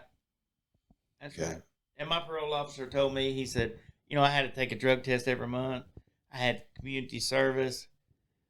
I think 150 hours of community service. And I had to pay my fines. And by the time I got off parole, I had all my fines paid off, all my community service done. And then my parole officer told me, he says, if all my people were like you, my job would be too easy. Yeah. Yeah, you was ready I to don't get want it to go over back to with. prison. Yeah. And just so you know, I mean, been a couple years, 2 years, 2.5 maybe. I got a pardon from the governor. Really? Oh, wow. Yeah, so I'm crisp and clean. Wow, that's cool. I didn't know that. You never Yeah. told me that. $4,500 later, I got pardon. Money deal, ain't it? Absolutely. Damn. Yeah, but they Mostly could. to the lawyer. But they could. I was going to say they could charge a lot more than that. You know what I mean? $4,500 is worth it. Best money I ever spent. Yeah. Other than that gravel I put out there by the barn. I'll be damned. Yeah. That's a good one. That's a good one. Well, I mean, shit. Yeah. Well, okay. When you knew you were getting close to getting out of there, did it seem, were you more worried about getting in trouble? Because I've heard people talk about, well, it's just like whenever I heard people talk about being in Vietnam, and they would say that they were scared when they first got there, and then they thought, well, I'll die here. So they got where they weren't scared right until like a couple of weeks before they get to go home. And then they were terrified something was going to happen to them before they get to go home. Did you have any of them kind of feelings like that? I mean, like where you were. Not really. I mean, obviously you go up for parole, and then if you're going to make parole, it's going to be like 90 days before you're actually going to get to go home. Yeah. And there was some point in there where I found out that I did make parole, but it got that you don't know what day you're going. And Really? It's usually on a Thursday. From the time I was in there, I seen people leaving. It's on a Thursday. They tell you, and you move on. You leave on the Friday. Damn, they tell you the day before, so they just walk in and go, you're getting out tomorrow. Pretty much. Get your shit all together. You have to go to the properties when you've changed yards. It's probably better that way in a way because it helps you not get so worked up about Yeah. leaving or whatever. Right. Yeah. But, when I found out I made parole, I'm anticipating all the time. Mm. My birthday was on the 28th, and I got out like on the 30th. So it was almost a good birthday present. Damn. So was it 90 days for you? About that? Right about that. So about that 90th day, you started kind of looking forward to it. I thought It's got to be coming up. Yeah. Did you have a job before you even got out? I did. That was part of the deal with my parole stipulations. When I come to the pro board, I come, when I get out, I got a job. When I get out, I got a place to stay, which I had my own place. I mean, I'm blessed. I'm not gonna lie. Right before I went to prison, I paid my trailer house and my 5 acres off that I bought my other half from my ex-wife that already. Where you still live right now, right? That's correct. Yeah. I built the house. Yeah. 3 years out of prison, I built a new house. Wow. But, it's a nice place too, by the way. well, thank you. But We got gravel out in the barn. I do got gravel out by the barn and right around there. So I've never seen it, but and nobody else have. Most of our listeners haven't either. But we know you got gravel out by the barn. It's got to be nice. My wife told me that's the best money ever spent because I quit tracking shit in. Just so you know. So I know it was the best money spent because she told me. But you bought you paid it off before you went to prison. I just paid that deal off and my truck. So I was blessed when I went to prison. I didn't leave any burdens on anybody. And I had some people going to take care of my kids. They stayed there, and my ex-wife for a little bit. But that's a whole different deal. And my brother-in-law took care of that deal. I should have just left it to my youngest son. Should have put all the money I had in his, let him take care of it instead of. But anyway, it's a lesson learned. No, I'm blessed. So when I come back, I have nothing that I actually have to pay for other than my utilities that I'm going to generate when I get there and my fines. Did somebody take advantage of your son or your family while you were in? Take advantage of. Well, you said you wish you'd just put it all in his name. Well, not really. It would have just been easier. It would have been better for him because, my other son had already graduated. Mm-hmm. But I misjudged that deal and I didn't get that. I should have put it, what money I had and everything, I should have here and let him take care of it. Yeah. But well, it'd be a tough spot to be in. You had a lot on your mind. I did not think about it. Right. You're trying to think of a million things at once. Well, and get prepared. It was a horrible day. Yeah. Yeah, I couldn't. That would be, especially now. Did you know immediately whenever you were convicted or whatever? Did you know when they came to you with the deal and everything, how much time you were going to do? I mean, did they say you could possibly get out early? I mean, you got 7 years, but they didn't say anything. They just said you got 7 years. See you later. They didn't tell me shit. So you thought 7 years? You were thinking you're going to do it all? Yeah. No one told you maybe you could. Wow. No. Once I got in there, the inmates in the county jail that had already been know the routine. They're the ones that told me. But then they didn't give you that option. And then they told you, oh yeah, they didn't run your shit consecutive. They run yours consecutive instead of concurrent. I believe is the terminology. But when you started to get out or go up for parole, I'm sure you use, hey, I've had a job my whole life, basically, my whole adult life, and probably beforehand. I had a job up until I was going to work whenever I got, and I've got a job now. Or I will have a job when I get out. Yep. All the good things that I'm sure all of that helps you. Absolutely. Yeah. I believe so. I mean, and I will say that one of the parole board members was James Brown, and he was my high school sociology teacher. And he said, didn't I bring you up here and give you a tour of this prison? And he did when I was in senior in high school. And I said, yeah, Mr. Brown, I've had a more extensive tour of this now. I've seen it all now, yeah. Well, I ain't seen it all, but I've seen more of it. Huh. Yeah. Well, now, I know, I'm sure you were glad the day you got out, but did it take some time? You'd been in long enough. Was it a pretty hard adjustment to being back out into, did it feel weird? Or, I mean, it was all different. The first night I got out, I went to my mom's house. When I got out, they took me and fed me a steak because you don't get steak in prison. The biggest piece of meat you get in prison is a piece of liver, and it's huge. Ugh. And I had that twice, and I ate it. It wasn't bad. I mean, on liver night, there won't be nobody in the chow hall. I mean, hey, you want my liver? I'll come down there so you can get my liver. Yuck. And it's supposed to be really good for you.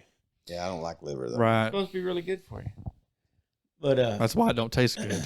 But they took me out and they fed me steak, and I stayed at her house, and she had my truck. Steak from where? I gotta know. But Any particular restaurant, or was it? Yeah, I think it was Taco Bob's. It wasn't nothing special. Okay. But did that deal. I stayed at her house, and then I went to my house. After that deal. Well, they took me on that day. We went and I got my license and everything. I was real fortunate. I just went up there and got them. It didn't, because they expired and whatever. I didn't have to take the test or anything. And then the next day, I stayed at their house that night, and I went home the next day, and I cried like a baby. I couldn't look at pictures, my kids or anything. It was like emotional distress. Kind of all finally started coming out of Yeah. it, whatever. Yeah. And then that Monday, I started a new job. Huh. No, actually, it was Tuesday because I had to go see my parole officer first. Yeah. How often did you have to check in with them? You said a drug test once a month. And I took a drug test once a month. What was your job coming out? I went to work for Barnett Construction. Barnett Siding. Yep. Now, before you ask your next question, I want to go back to. I got to know what was the craziest thing you've seen through that whole time in any facility that you were at, besides the old Indian man's face. I knew he was going to bring that up. Yeah, I can't get away from that. I'd just like to know if you saw anything crazy or what the craziest thing was. I've seen some guys that, when I was at Boley, I'd never been around people making, there's a word for it, alcohol. Out of stuff in prison, they make it. I could smell this alcohol brewing. I didn't know exactly what it was fermenting. I couldn't tell what it was, but my next door neighbor right there, they had some shit going. And the night that that shit was ready, they acted ignorant. Them guys, and there was a couple. There was a black man. My number in prison was 476-972. Okay, and before I got out, they was up to like 513, maybe even more than that. And this old man, he had a 4-digit number. Damn, He been in a long time. But his celly, he was UAB, and he was swelled up and that, and he had another UAB. They're trying to go home, but whatever. And they brewed up some brew. And the night that they freaking broke that out, there was a suspected child molester, chummo is what they call them in prison. And that one dude, he lit that dude up, and there was a big-ass fight. 2 or 3 of them got in a fight. I never seen them again. Damn. Now you can get in trouble for all that, right? Getting caught with the alcohol, fighting, all that. I don't know how they made it through that deal because I could smell it. Everybody was smelling it, huh? Yeah. Yeah, made it right there under his bed. And so they all beat the guy, that guy up. Child molester. No, it was this guy over here. My neighbor over here. He got in a fight with this other one guy, and then my neighbor over here. He got in a fight with another guy. They would start acting ignorant Because they were drunk. Yeah, because they're drunk. I don't know. I mean, if I was drunk, I'd be wanting to sit back and talk some shit. I don't want to fight. I'm a lover, not a fighter. Yeah. So you think they moved them back to ones? Ones and medium security. Oh shit. Yeah, you're going backwards. You're not going home that way. All just to get drunk one night. Yeah, just because get drunk one night. Huh. Well, you can ask yourself why people would do that, but it in some instances, I think it takes that kind of mindset, to hell with the rules type mindset to get in that big of trouble. You know what I mean? I mean, right. You kind of on one side of your mind, you got to be thinking, either the rules don't apply to me or I'm smarter than the people that's looking for me, or, you know what I mean? It kind of takes that. I know when I got in trouble, which I got a DUI a long time ago when I was young, but I thought every time I would drive and drink, I've heard and seen all the things about, people getting killed in wrecks and all those things like that. But I always thought they are not me. I am smart. I know what I'm doing. I watch what I'm doing. And I went to jail just like everybody else whenever you get a DUI. And nobody told these guys, hey, we can smell what you got cooking over there. Well, that's what I wonder about, like the guards. I mean, they just overlook it or what? I mean, I ain't for sure. The guards didn't actually physically walk up in their pod. They would just walk around. It was right on the corner, so they had the advantage. They walked down this way, and then they had to go this way. So, I don't know. Maybe they was paying them off. Hell, I don't know. Yeah, or they were just waiting on them they were thinking, well, we're just going to let them really mess up because we're getting tired of them and want them to move. That's true. Yep. Well, so I have to go back to you saying that it was a blessing, because I remember whenever you first started talking about it, in my head, of course, whenever I'm listening to you, and I'm not, and Ben knows this about me too, is I'm not like an overly judgmental person per se. Like I'm not sitting there going, what? You degenerate went to prison. I don't think that way. I really honestly don't. So, but my thought is like, how has this guy straightened his life out? How is it this way? How did you get? That's why I was very curious to find out, because it's a very, I'm sure but that's a very unusual thing for someone to go and straighten themselves out, like, it's possible. Especially coming back to the place you're from. Right. Because all your friends want to see you.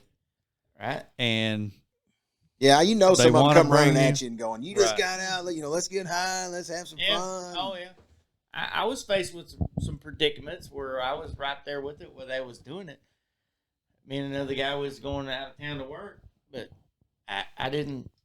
He'd been through same situations, but he perceived to get involved again. But me, I know where that'll take you. Yes, sir. I've been there, and that was my rock bottom. You know what I mean? Everybody's rock bottom's not the same. Yeah. But yeah, you're right. And I don't want to be around anybody on it. You know what I mean? And I can tell. I've been around enough of them. I can tell. I can tell you have or you are. Do you still have the want or that? I don't have the want.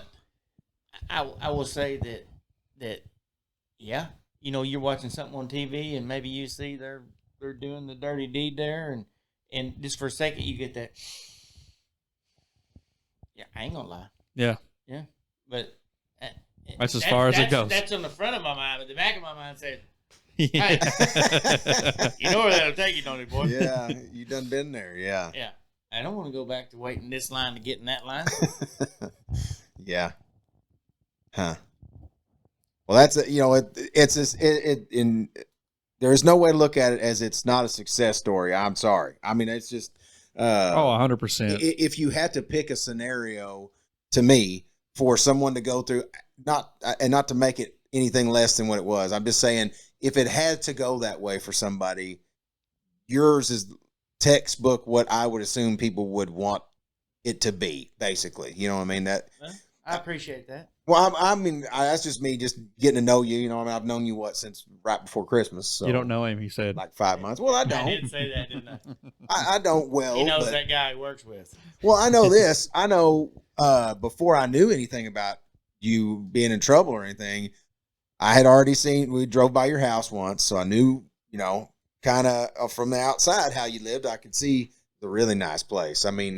He has a very nice place, and it's worth a shit ton of money where it sits. He could sell it and make hundreds of thousands of dollars off of it. No kidding. It's very nice. And that's what I say about it's hard to get the full effect of basically what you came from to what you are. That's what I'm trying to illustrate. By just sitting here and talking to. Yeah, right. I mean, it's you have a really good job. I know because I do it too, and it's the best job I've ever had. I mean, I'm gonna say that right up front. You know, so to say that,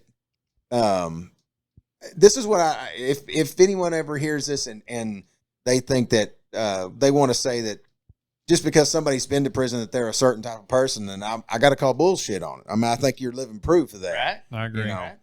I mean, you don't have to, just because someone's been in trouble or they've done something does not mean that they're that particular person. You know, I mean, there's plenty of them. Right. I've known plenty of them that can't get rights. You know, like off of that movie. What is it called? Damn it. Yeah, I don't know. You're telling the story, movie. But anyways, and there's a guy.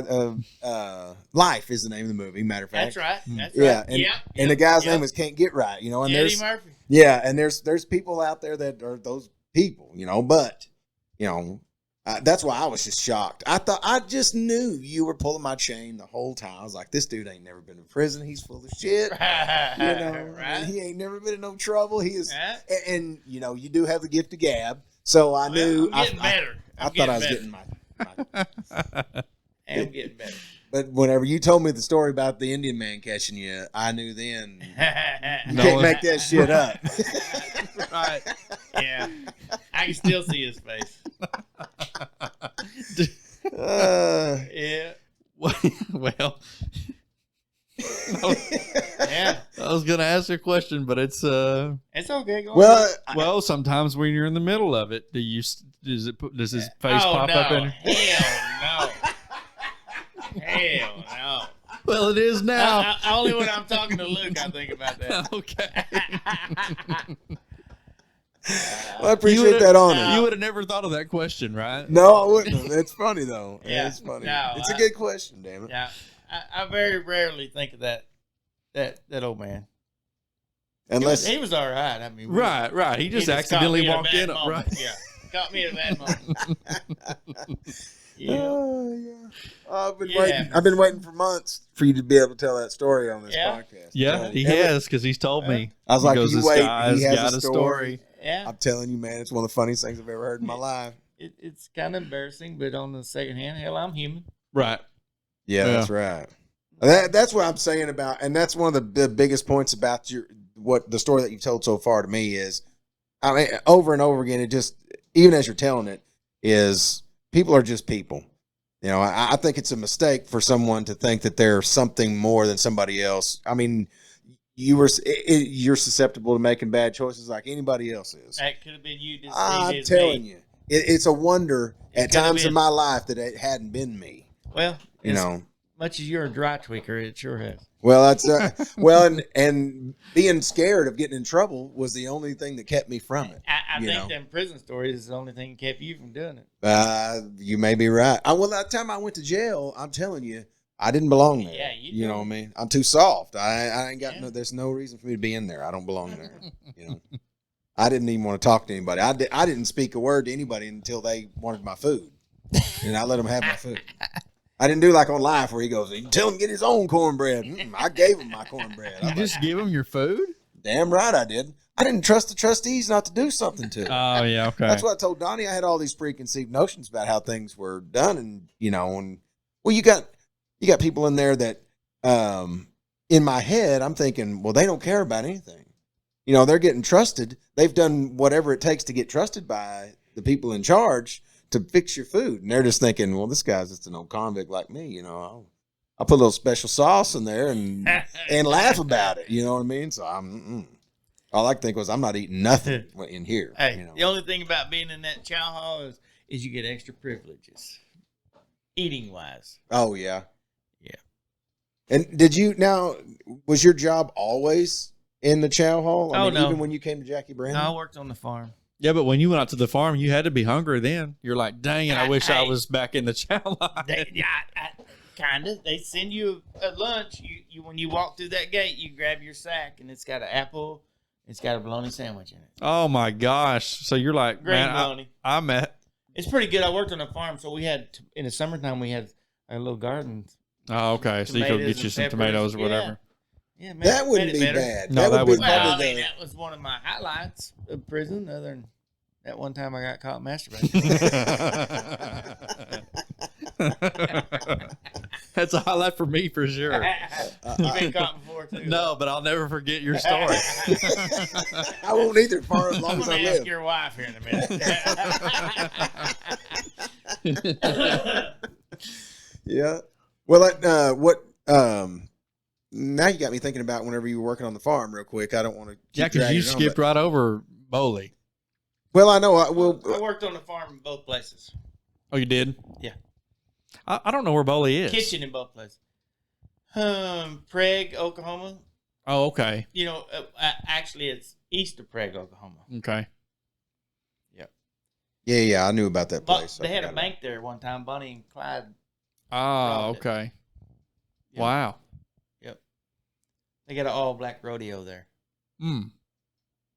Well, now, when you're working on the farm, I mean, is it just they got like a garden, they got cattle to feed, that kind of thing? Cattle, haul hay. When I first got there, I don't know. My job, the first day they took me out there, me and another guy, we hired on the same day. They give us weed whackers. You know what a weed whacker is? It's not a weed eater. It's a weed whacker. Yes, sir. First 2 days, that's what I did all day. Yeah. My uncle just gave me one 2 days ago. Oh man, it's workhouse. Yeah, it was bad. And then we would cut firewood, and they would sell the firewood. Okay. But when we cut a tree down over there around the Bowley, we'd cut it up. Firewood, we'd haul all the firewood off, put it in the stack, split it. Then we'd haul all the brush over here to the burn pile, and then we would dig up the stump. Damn. Yeah. It was a massive hole to dig up a stump. That would suck. Yeah. That's a lot of digging. Yeah. One day I counted the rings on the tree. It was like over 80 years old that we had cut down and dug up. Damn. It takes a big hoe Yeah, I would guess so. to get an 80-year-old tree out. Huh. Sheesh. Yeah. But, do they, how hard do they push you? I mean, do you need to stay moving or? Depends on what task you're on, pretty much. But, yeah. You're gonna work, and if you ain't getting done, they're gonna get on your ass. Yeah. It was the Warm Farm boss. He didn't really like me in the beginning, but he warmed up to me when he found out that I was who I am. But there was the other one. He was a freaking straight up dickhead, and his name happened to be Dick. Oh yeah, that always helps out. Yeah, he was straight up dickhead. I didn't like him. So you just had a chip on the shoulder all the time about everything? Military guy, yeah, he had a chip on his shoulder. And they all think they're better than the inmates. You know what I mean? Yeah. You POS, you're in prison. I'm a guard. Look at me. See my badge? I don't have a gun, but see my badge? Well, I could see how that would be definitely that rub there. I could see. Yeah. And when I got to Jackie Brandon, I mean, there was some people I went to high school. They were guards. Okay. Oh yeah. And one guy, he was a freaking colonel or whatever. I don't remember what he was, but he was way up there. Straight up dickhead. Known this guy all my life. He's straight up freaking dickhead. He was a dickhead to you as when you were an inmate, or just was in life before? He was not a dickhead to me, but he was a dickhead to them other inmates. Oh yeah. Yeah. Straight up dickhead. I mean, jackass. Huh. Yeah, I've known people that have done that for a living, and some of them you're not surprised that they don't last very long doing it because they're shitheads when they get up there, and they end up running them off, because they won't act right towards people. And they, like one guy I talked to, he'd worked in the oil field forever, and then he told me one day that he's going to work at the prison, and I remember thinking, dude, you got the wrong personality for this. I mean, he's kind of one of them people that's always looking to be in charge. So I thought somebody's going to shank his ass. You know what I mean? Somebody's going to beat this guy after death or something like that. And he didn't make it very long. I think he didn't even make 6 months, I think. And he ended up firing him, Yeah.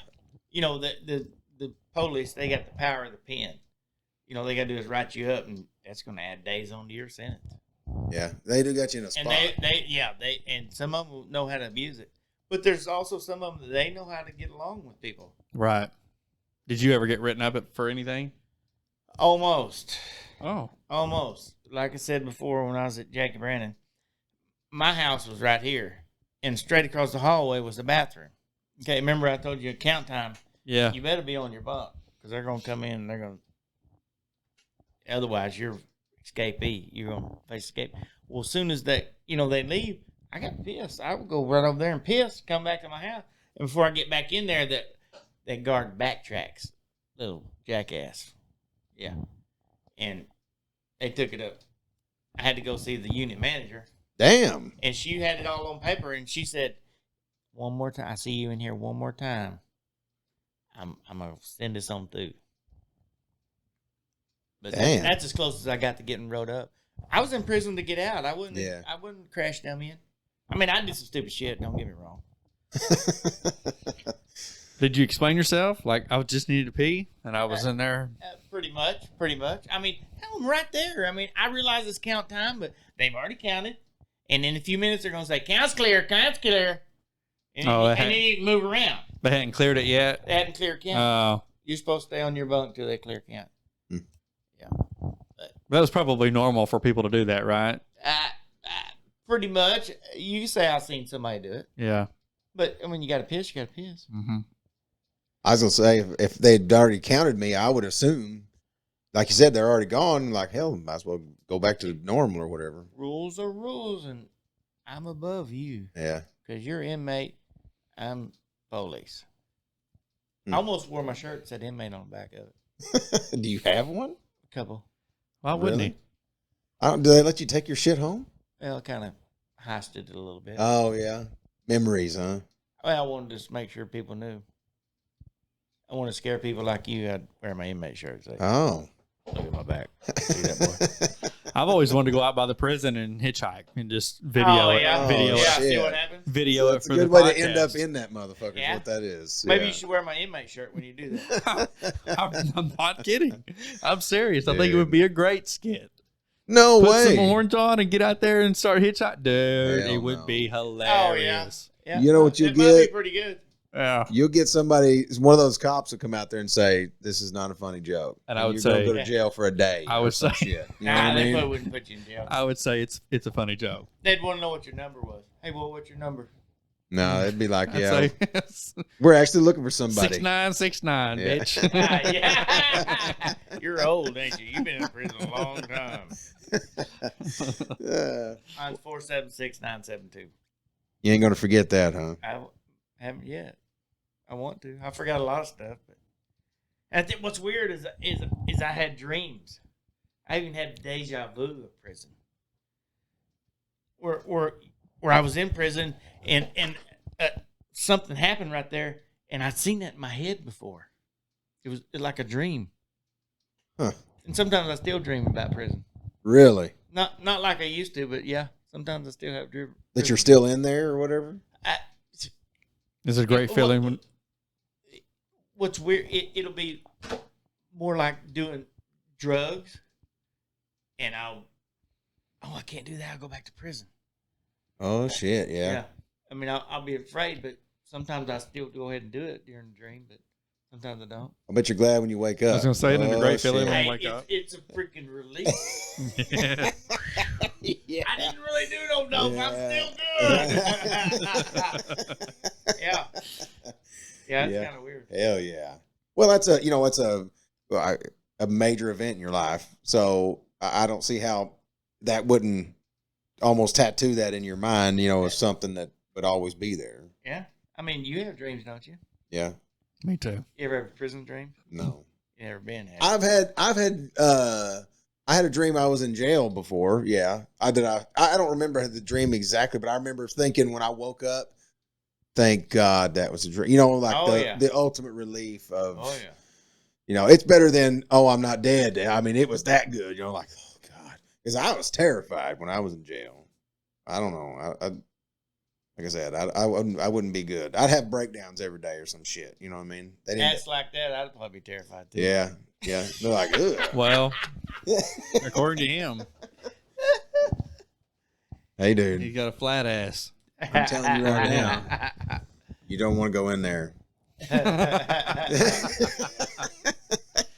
ain't no place. I've told that story to my sons, because, one of them's 19 and one of them is 15. And, I've told that story of going to jail for a DUI several times in their life because just like your story, there's a lot of lessons to be learned from this shit. Take it from a dude who went through it. Mm-hmm. This is not something you want to do, and it can happen to you. Right. You ain't exempt from it. And that's right. You get, I got, especially whenever I was young, when I was 21, when I got in trouble, I had it in my head that I had it figured out. I was smarter than all these other people, How can I get a DUI? I'm friends with guys that are cops. I'm not going to get a DUI. I'm going to get out of it, And I did not get out of it. Yeah, me either. They took me right to jail. A highway patrol did. Trooper James. See, some shit like that you think you wouldn't remember, but I remember the man's last name. He wouldn't tell me his first name because I asked him because I was drunk whenever he picked me up. I was like, "What's your name?" He's like, "Trooper James." I go, "What's your first name?" "Trooper." Like, oh, okay. That's what he said to me. I'll never forget it. And I was drunk as shit. I told him, "You got me. You caught me drunk, bad." He goes, "I know." But yeah, and I can't remember. This. I can't remember what the field pressure was today at Haas whenever I was there, but I remember that man, and I remember what he said to me, and I remember the shit I went through when I was in jail. Do you remember where Haas is at? I do remember where it is. Oh, okay. Now, I've been going there since before I worked with y'all, so they asked me about it. Them guys on the other side, when I went and ate with them the other day, asked me about it over there. There any water over there in that skid? I was like, drive over there and look. You should have said it's full. Yeah, I should have. I don't know. Well, it is. Somebody must be coming and pulling water out of it because that skid doesn't stand full like it should. Sometimes it'll be above it. Oh, see, they're supposed to go by there and check it. Right. I know because I've heard them tell them to do it and they don't do it. So if they ever listen to it, which they both say they don't listen to the podcast, I know it's a damn lie. So when you do, go check Haas for the water because I'm not doing it. I got my own shit to do over there. Yeah. I'm going to stop right there. I don't want to. Oh, yeah. We don't get rolling in the work. Well, I mean, yeah. But anyway, suffice it to say, it's a very, as tough of a thing as it was for you, it's a very uplifting story. That's what I like about it is at the end of the day, you do well for yourself. And I'm glad. Thank you. I mean, there's been plenty of people that's been in trouble like that I thought, that makes sense. And they won't stop and they won't quit until they're in the deepest of shit or they got nothing. Or they live in a house with no bottom. Yeah. How long did it take you to get back to normal life, you think? Normal life? Yeah. I mean, how I know when you got out, you're probably a little bit nervous. Absolutely was. Or a lot nervous. Humility. A lot of humility. How long do you think it took you to get over that? Yeah. Probably 6 months at least. Yeah. At least. Did you have a feeling? It don't bother me no more. I was going to say, did you feel like you were like, oh God, are they about to come get me and take me back in there or something like that? No, I never felt like that. Done your time. Hell with it. Well, I mean, you got to do something wrong. Yeah. Yeah. Yeah. Yep. I just know a lot of people are probably going to listen to this and maybe be in the same situation. Maybe they're just fresh out of jail, maybe not even prison, or they're facing prison, or they're facing jail, or they're facing, And I think your story is, I think it's awesome. Yeah, a man ought to come out and hold his head high when he does the shit the way it's supposed to be done. I mean, there ain't for sure. I don't see the shame in your situation. Not at all. I don't see I don't see how that could be looked upon in a bad way. I just don't. I mean, how could you when we all know people that continue to do, I know people ain't worth a shit. And I'm not even talking about just meth. I'm talking about anything. Just, just living the, living out on that edge. Yeah. Or living the wrong life, I guess. But hey, to each his own, however they want to live it. But right. It's kind of how I feel about the whole thing. I don't walk around in fear of Donnie unless it's late at night and he's talking about how, caught the Indian guy. That I'm not gay, but I got gay tendencies. Yeah. That's what it is. Then whenever I'm bent over working on something in the middle of the night, I'm keeping my eye on him, you know. Yeah, because I've been to prison. He's profiling me. Don't let him bullshit. He's profiling. Don't let him bullshit. Yeah, that's not right. You shouldn't do that. Well, you know, that's probably right. But I will say that, you know, pretty much I'm the same person as when I was on meth that I am now. I mean, I took care of business. I had a job the whole time. I just made some bad decisions and got caught up in it and had to, you know, provide for my habit. But I still had to provide for my family, and I did. Yeah. I had 2 jobs, as a matter of fact. But like you said earlier about it being a blessing, you'd probably be still doing it. That's absolutely right. Because after I got busted and before I went, I was still doing it. I did it in the county jail.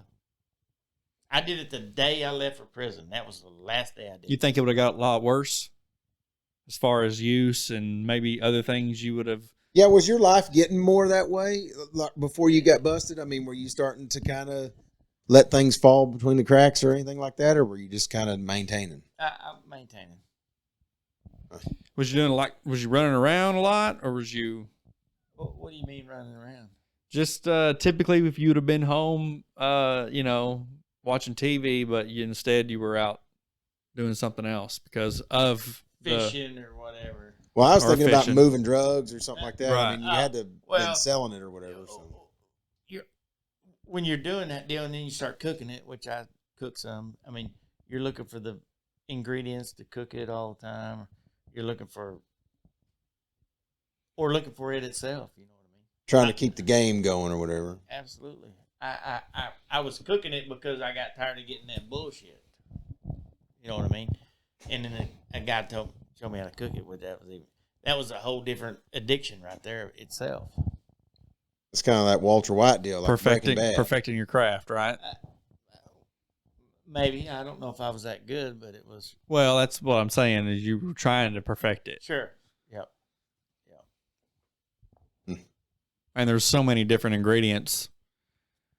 Different methods and different styles. Yeah. And I'm hydrous. doing it. Well, I didn't do that. We called that the monster. Mm. Yeah. It'd make you hurt. I did the good stuff, you know, the red phosphorus. Yeah, red phosphorus. Yeah. Yeah, I didn't do that janky leg monster. Unless I had to. Then if I didn't have no red, I'd take some monster. So I think that's just crazy, man. I mean, you said for about 11 years, then you were basically living that dual life thing. 11 years. And your wife at the time didn't suspect it at all. I think her boyfriends kept her away from that. She really didn't know. She just kind of turned a blind eye to what you were doing or whatever? No, she didn't have no idea. I was professional. Professional dopehead. Well, there's not a lot out there like you. You know what I mean? Right. Because there is some though. There is some. There is. I know some good stories. Oh, can we hear some? Well, I mean, I'm not going to mention no names. Well, we don't want to hear no names. I know some people that that I dealt with, and in that circle, birds of a feather flock together, and they're doing well. They function and as far as I know, and best I can tell by their jobs, they're doing well. Yeah, I've known some people that would kind of do it. You might want to call it recreationally or whatever. You know, like whenever they go to, like if they like to party on the weekends or whatever, they're grown people too that are like you was talking about. They have jobs. They take drug tests. They do all these things, but they figured out ways to live right and do that stuff. It's crazy. You know what I mean? That double life thing where you're dancing with the devil is all I gotta say, because it can at any time it can have you. Well, like you said, you get into one scenario, just the wrong scenario where somebody sets up on you, and that's the end of the run, I guess. It can happen that easy. And see, I always thought I was not.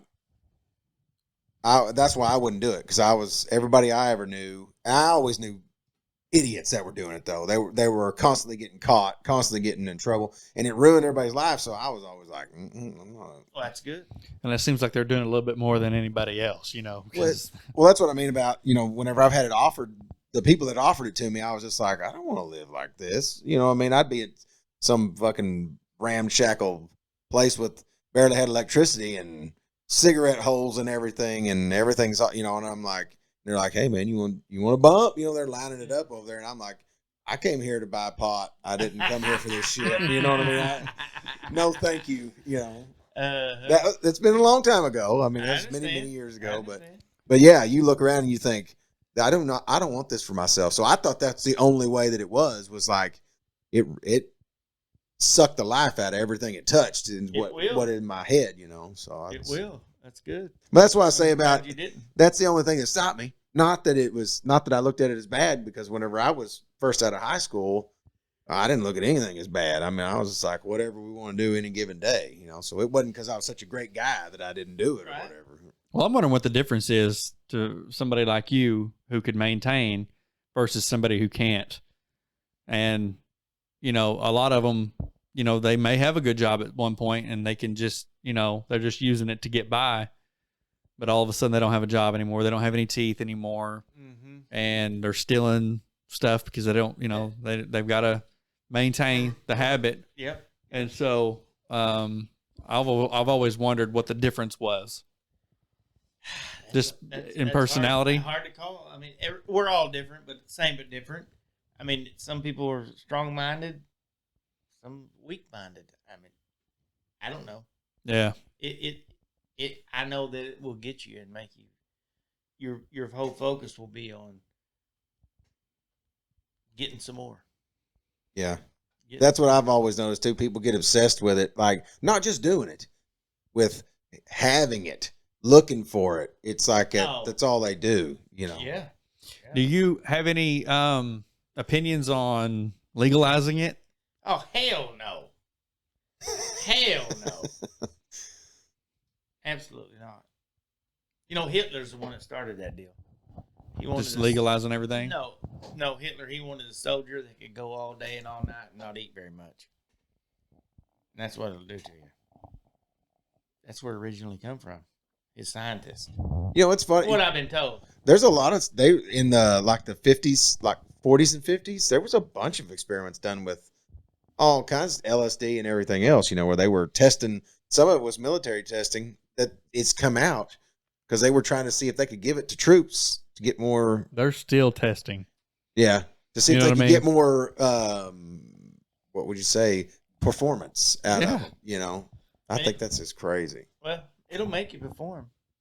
Well, think about the science and the chemistry it takes to even make that shit. You know what I mean? A street kid that smokes weed didn't come up with being able to make methamphetamine. They learned it from somebody. You know what I mean? Right. Somebody that knew how to put the compounds together. Yeah. I mean, just by watching the show Breaking Bad, and even though that's a TV show, some of the things they talk about is real science shit. So, it's not just splitting atoms. Yeah. I mean, what does he say? The comic, he says, put baking soda and water and mix it together. I don't know how you make it, but I mean, it takes somebody knowing how to be able to do it. Cat Williams. Yeah, that's what it is. Yeah. But it didn't just come from, what you would say screw ups or whatever you want to call it. I mean, it was given to people. That shit was made by somebody that understood how to make that kind of shit. So, but we could go all night on conspiracy theories. Get started down that rabbit hole. Word. But anyway, well, what else? You got any other stories you want to tell us about prison? Well, it was that one night at band camp. Oh, yeah. No, I'm just kidding. They don't have band. I don't care. I got one story I'll tell you in prison. It's pretty funny. I love to fish, okay? Mm-hmm. I love to fish. And every morning when I was at Bowley, it sounds kind of weird, but just go with me. We're walking up through here and we're going to the chow hall, and there's like 4 shit ponds right out here on this side of the chow hall. And they had this, you walk through there and they had this certain look, the way the wind's blowing or whatever. And I was thinking in my mind about the fishing, boy, that looks like perfect fishing water, knowing it's a shit pond. Okay. Anyway, and the guys that I was hanging with, the white boys I was hanging with, they got to where, the one that I told you was looking out for me when I first got the bully, and he said, "Man, you can't be throwing them horseshoes right now." And he kind of, he helped me through. His name was Mark, and been in for 18 years. Anyway, he got out while I was there, but one day they got me over there. He said, "We're sitting there at breakfast. There's like 4 of us. We go to breakfast every morning."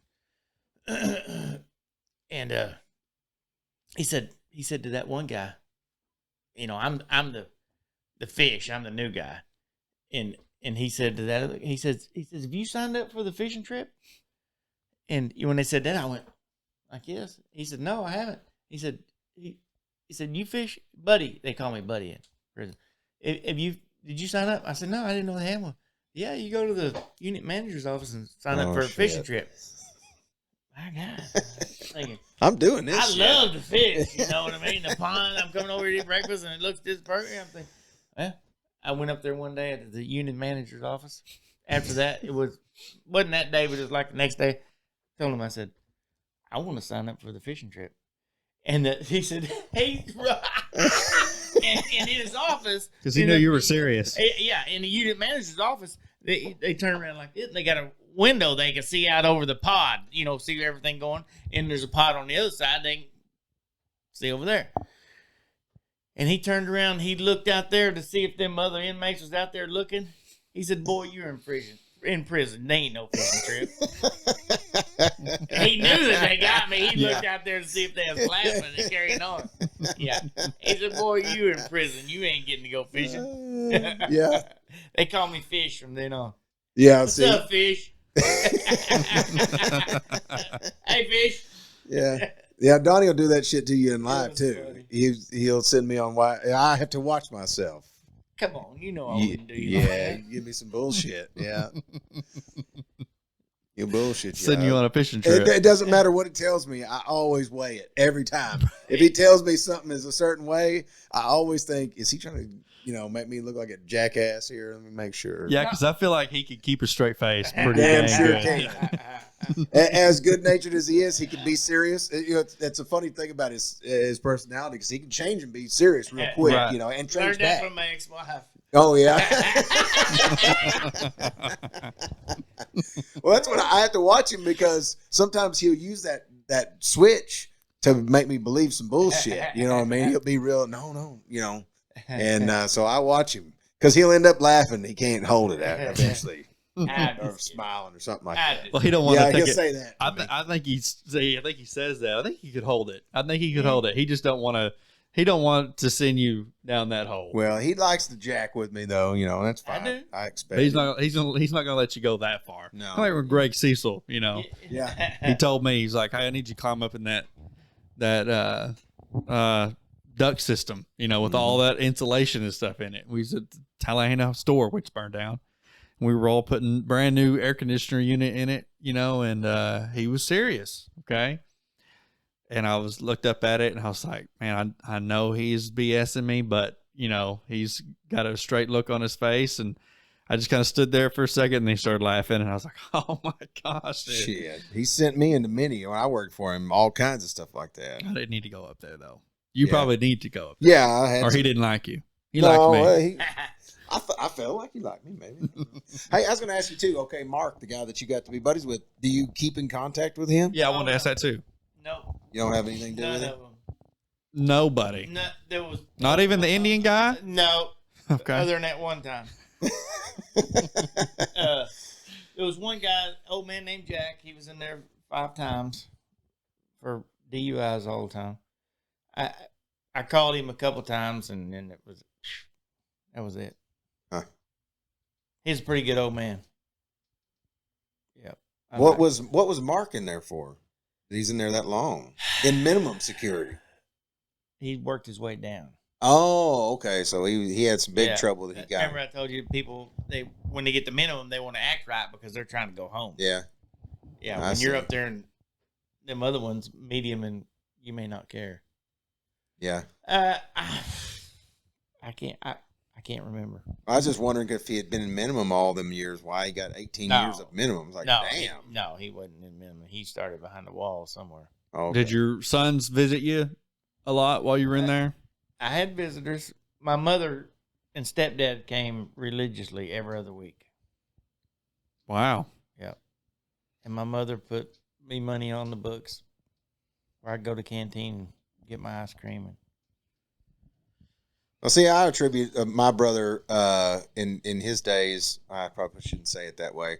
My family member to he was deep in the meth industry for a long time and got completely out and been out of it for years and years and years and doesn't even dream about touching it.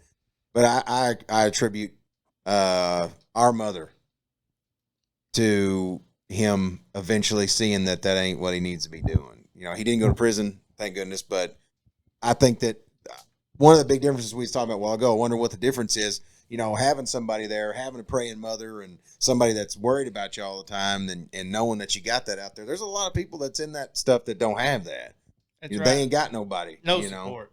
No support. Yeah, they're just rolling around this world trying to figure out what to do. And when you ain't got anybody to fall back on, then it's easy to get headed down the wrong way, I think. Well, I mean, it kind of goes back to where he was when he first got arrested, and he didn't know any better. And he had support, but they didn't know any better either. So he took a 7-year, deal that probably shouldn't have had to take. But it was a 3-year, and it all turned out to be, good. A blessing. Yeah. Yep. Well, I'm glad. That's why I was really glad when you agreed to do this. I was really glad because it's something that anybody can hear. You can apply it to a lot of things, but I mean, especially young folks that maybe think that they got it figured out like I used to or something like that, and think it can happen to you.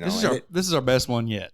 I agree with you. I knew it was going to be. We can BS and joke, and we've had some good guests on in the past that's provided a lot of value, but this right here, I mean, this takes the cake. I knew it. I knew, and that's what I didn't want to tell you too much about, Donnie. I've been not secretive, but like I wanted to wait and let you hear it, that kind of thing like that. But I knew this is not. Your story it's rare, very rare. It's a very unique thing, and whenever you started explaining, kind of what you'd been through, I thought, what a great story and what a neat thing to be able to tell other people without you having to go like to AA meetings or something like that. And if that's something that you want to do, I'm not saying there's anything wrong with that, but I'm just saying, it's a really neat, I think, if there's something good to come out of those kind of things, it's to help somebody else. That's the same reason why I tell about my damn weight loss surgery. It's not to promote weight loss surgery necessarily, but it's more like there's things out there that people may not know about, And when you ask, well, what's the podcast about? Everybody always it says, well, what's it about? What do you guys talk about? And to me, the whole focus is to shine a light on something that somebody might not know about. Share some information. Hell, we didn't know. I've never, I've talked to you more about you being in prison than I ever have anybody I've ever known that's went to prison. I've known a few people that have gone, but you're very open about it. I think probably because you saw the value in what you went through, and these other people didn't see the value in it. It was a big old, well, I got screwed around, and that's the only thing they got out of it is don't trust nobody, and I think that's unfortunate. Have you had anybody come up to you and that needed help, and you tell your story to them, and not knowingly, knowingly. That's what I was going to ask. But I will say this: I was around some folks and that you knew needed to hear it. Well, no, I didn't have to be nothing said. They knew me and they knew where I've been. This particular person, and he told me the other day I seen him at a fish fry, and he said that I want to be like that Donnie Short. And, wow. And because he knew me when I was doing that deal, which, mind you, I'm the same person. I'm the same person. I just was doing the meth. You know what I mean? But he said, I want to be that Donnie Short and get my shit back together.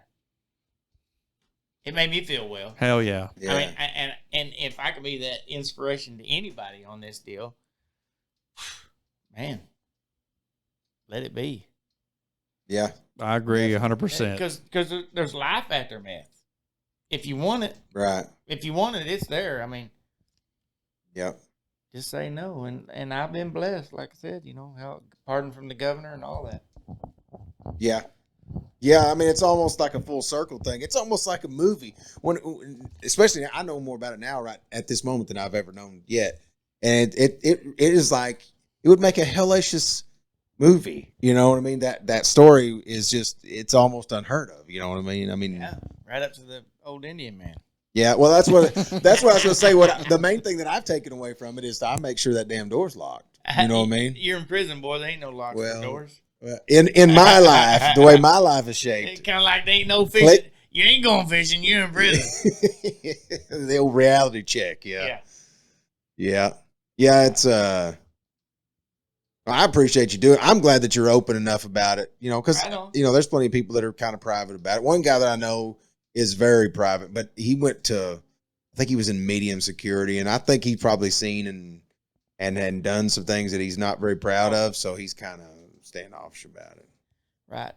I'm sure there's a lot of people that's done things they're not proud of in prison. That deal, I'm just glad it's over. Yeah. And if I could be an inspiration to anybody, I let it be. Well, I don't see how you couldn't be. Like I said, it's a kind of a universal thing that's, even if it's not drugs, I mean, it could be anything. Alcohol, just like the guy was in there. He's in there 5 times. That's crazy, man. And the old Indian man, it's what he was in there for, alcohol. Really? I mean, if you get a DUI, I mean, so many, you're going to prison. Yeah, that's right. I mean, it's... Yeah, especially if you hurt somebody or if somebody else is involved. Well, I mean, the way they are now, they're going to send your ass. You don't even have to be in a wreck. Yeah, I know a guy that's in Texas hiding right now because he's got too many DUIs and he don't want to go to prison. There you go. I love the look. I love the look on your face. I know this person. You would know the family. You damn sure would. And he's hiding because he don't want to go to prison over DUIs. That ain't no shit. Was he got a warrant out for him or something? Well, I think if you get 3, is it 3 or 5 that you go to prison? 3, I think. He got the last one and then he skipped whenever he knew that he was going to get in trouble. He went and hid out. But he don't have to have nothing. He's kind I wish I had a camera over here to see that look on your face. Well, it's just hilarious. Well, I mean, it's hilarious. Whenever you know some things right. It's like, oh shit, you know what I mean? It's kind of one of them things that it makes things real. Well, just like you telling your story, I mean, it makes it seem like something that could really happen. I mean, I've always thought it could have happened to me. The thought when I went to jail, it put it in my mind perspective wise about, oh yeah, well I spent basically one night or one evening. I went to jail like 2:00 in the morning. And then I went to general population from like 5 in the morning until I got out. I PR'd at like 11 o'clock in the morning.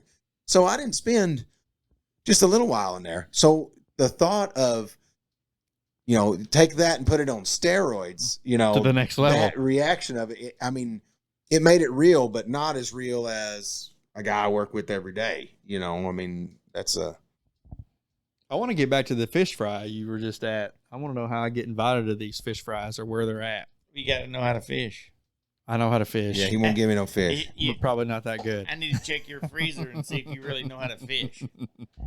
The man who knows how to fish has fish in his freezer. Yeah, but what's in your freezer? I haven't fished in a long time. We go in there and look at your freezer? In my defense, there's no fish in there. There's fish in mine that I did not catch.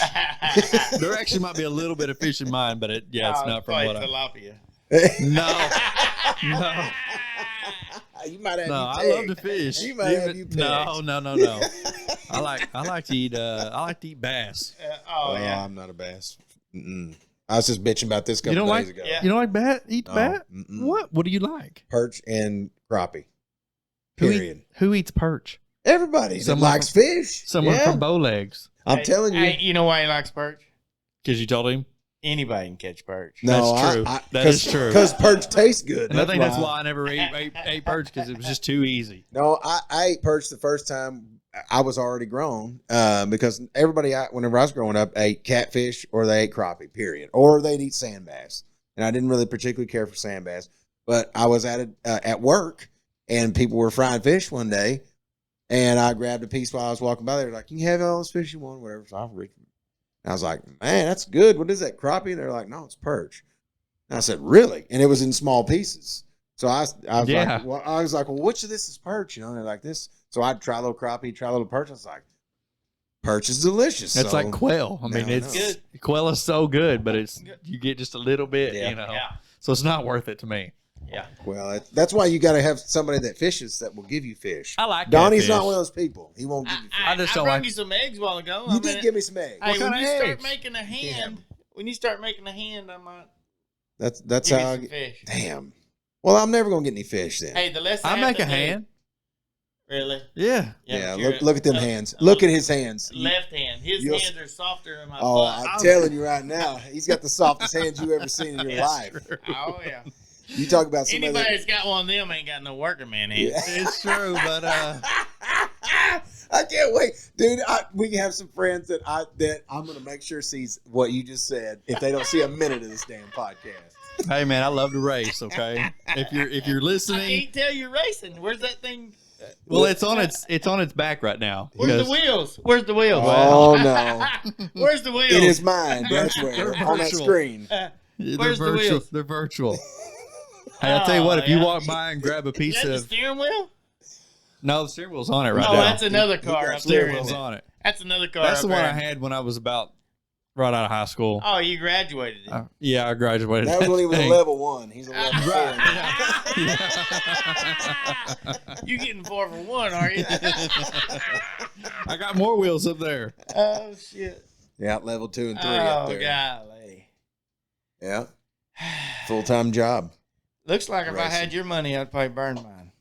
Uh, You'd get more gravel. yeah. I need a load right now. I bet you do. I bet you do.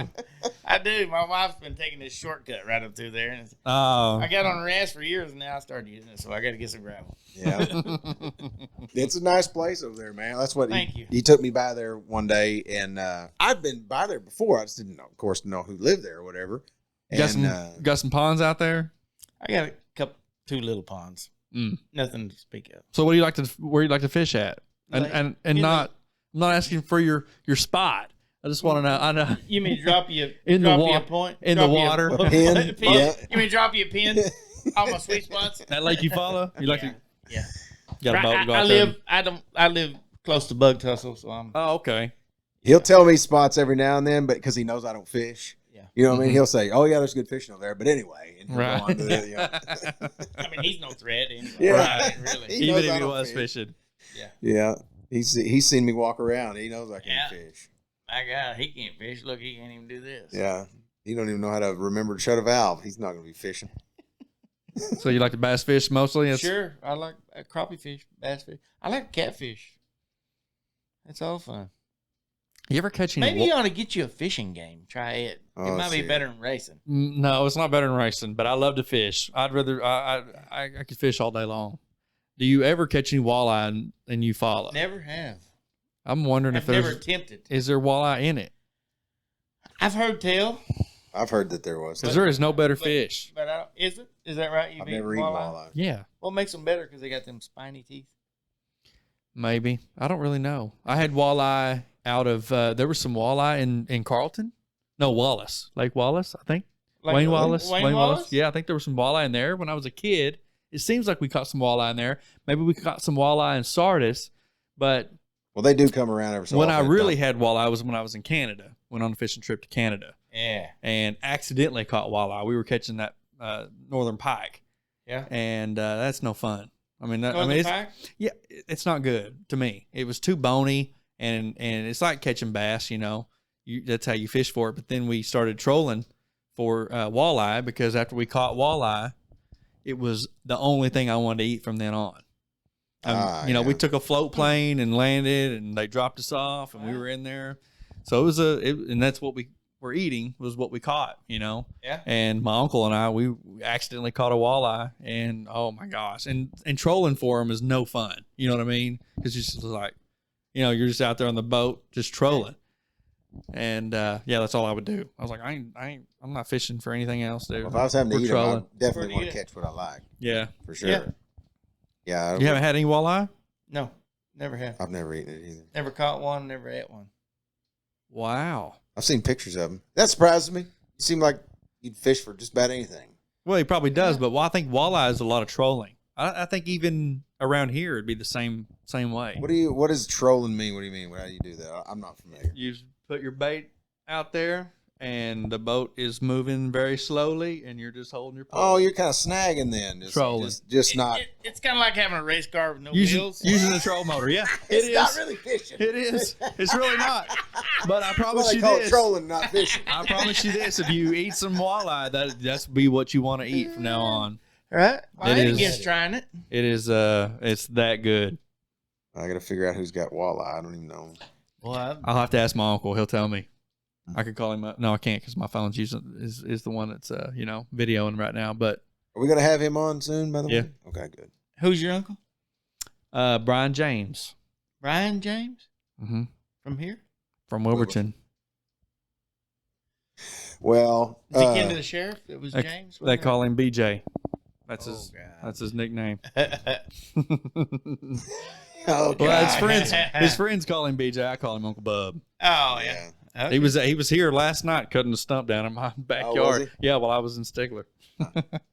When we were at baseball, he called me up and he goes, I come up here to cut that stump. I was like, he goes, really? I come up here to give you this dog.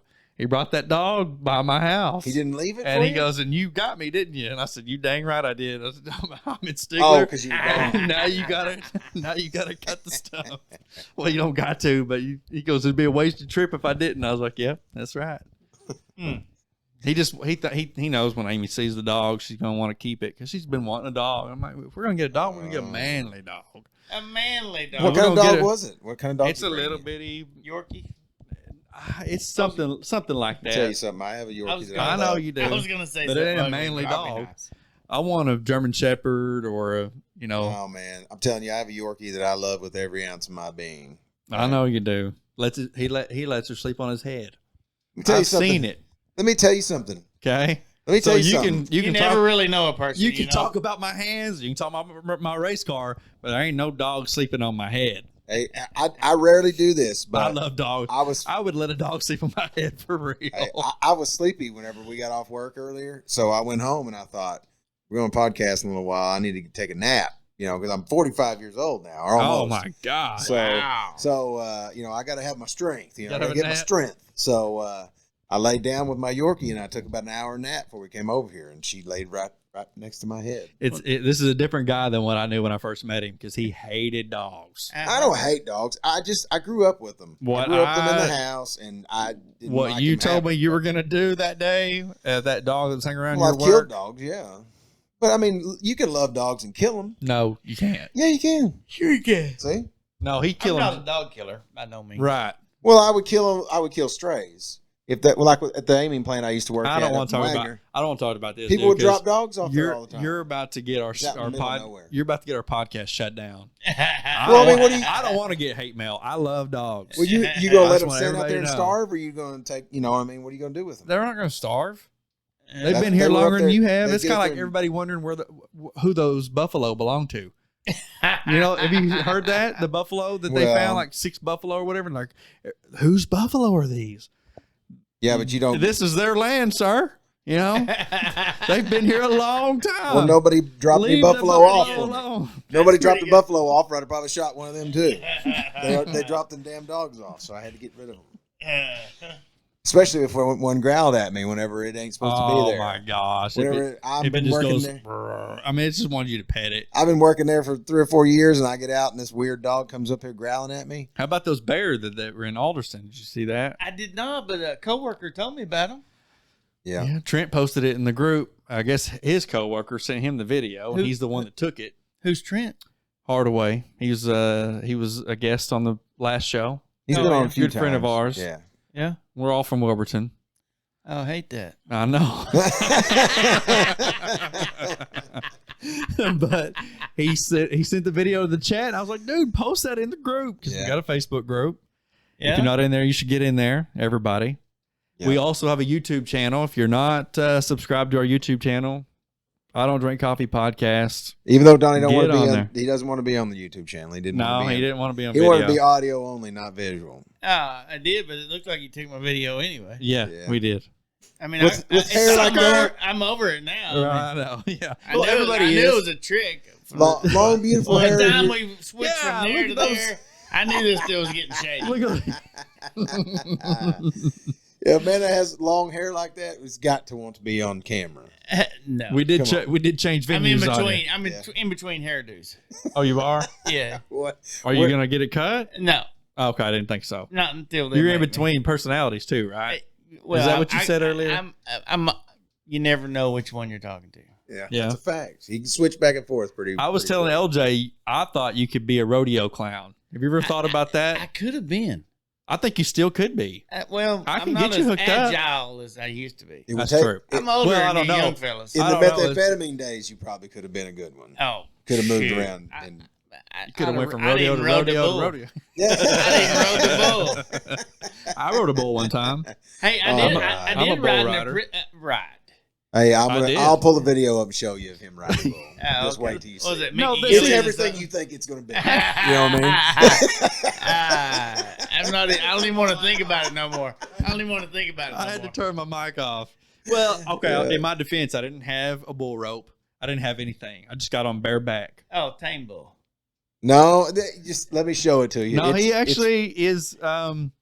He is a bull that is ridden in rodeos. Yeah, But since he didn't Oh, have a yeah. rope on, he didn't know what the hell was going on. I He's didn't. like, And I'll tell you this: the gate kind of stuck open, like it just barely opened, and he was like, "All right, this is my time." So he starts, and we're still in the chute. All right, I did not appreciate it. Okay, because I was like, "This is it. This is it. I'm gonna fall off, and he's just gonna stomp me to death." You know.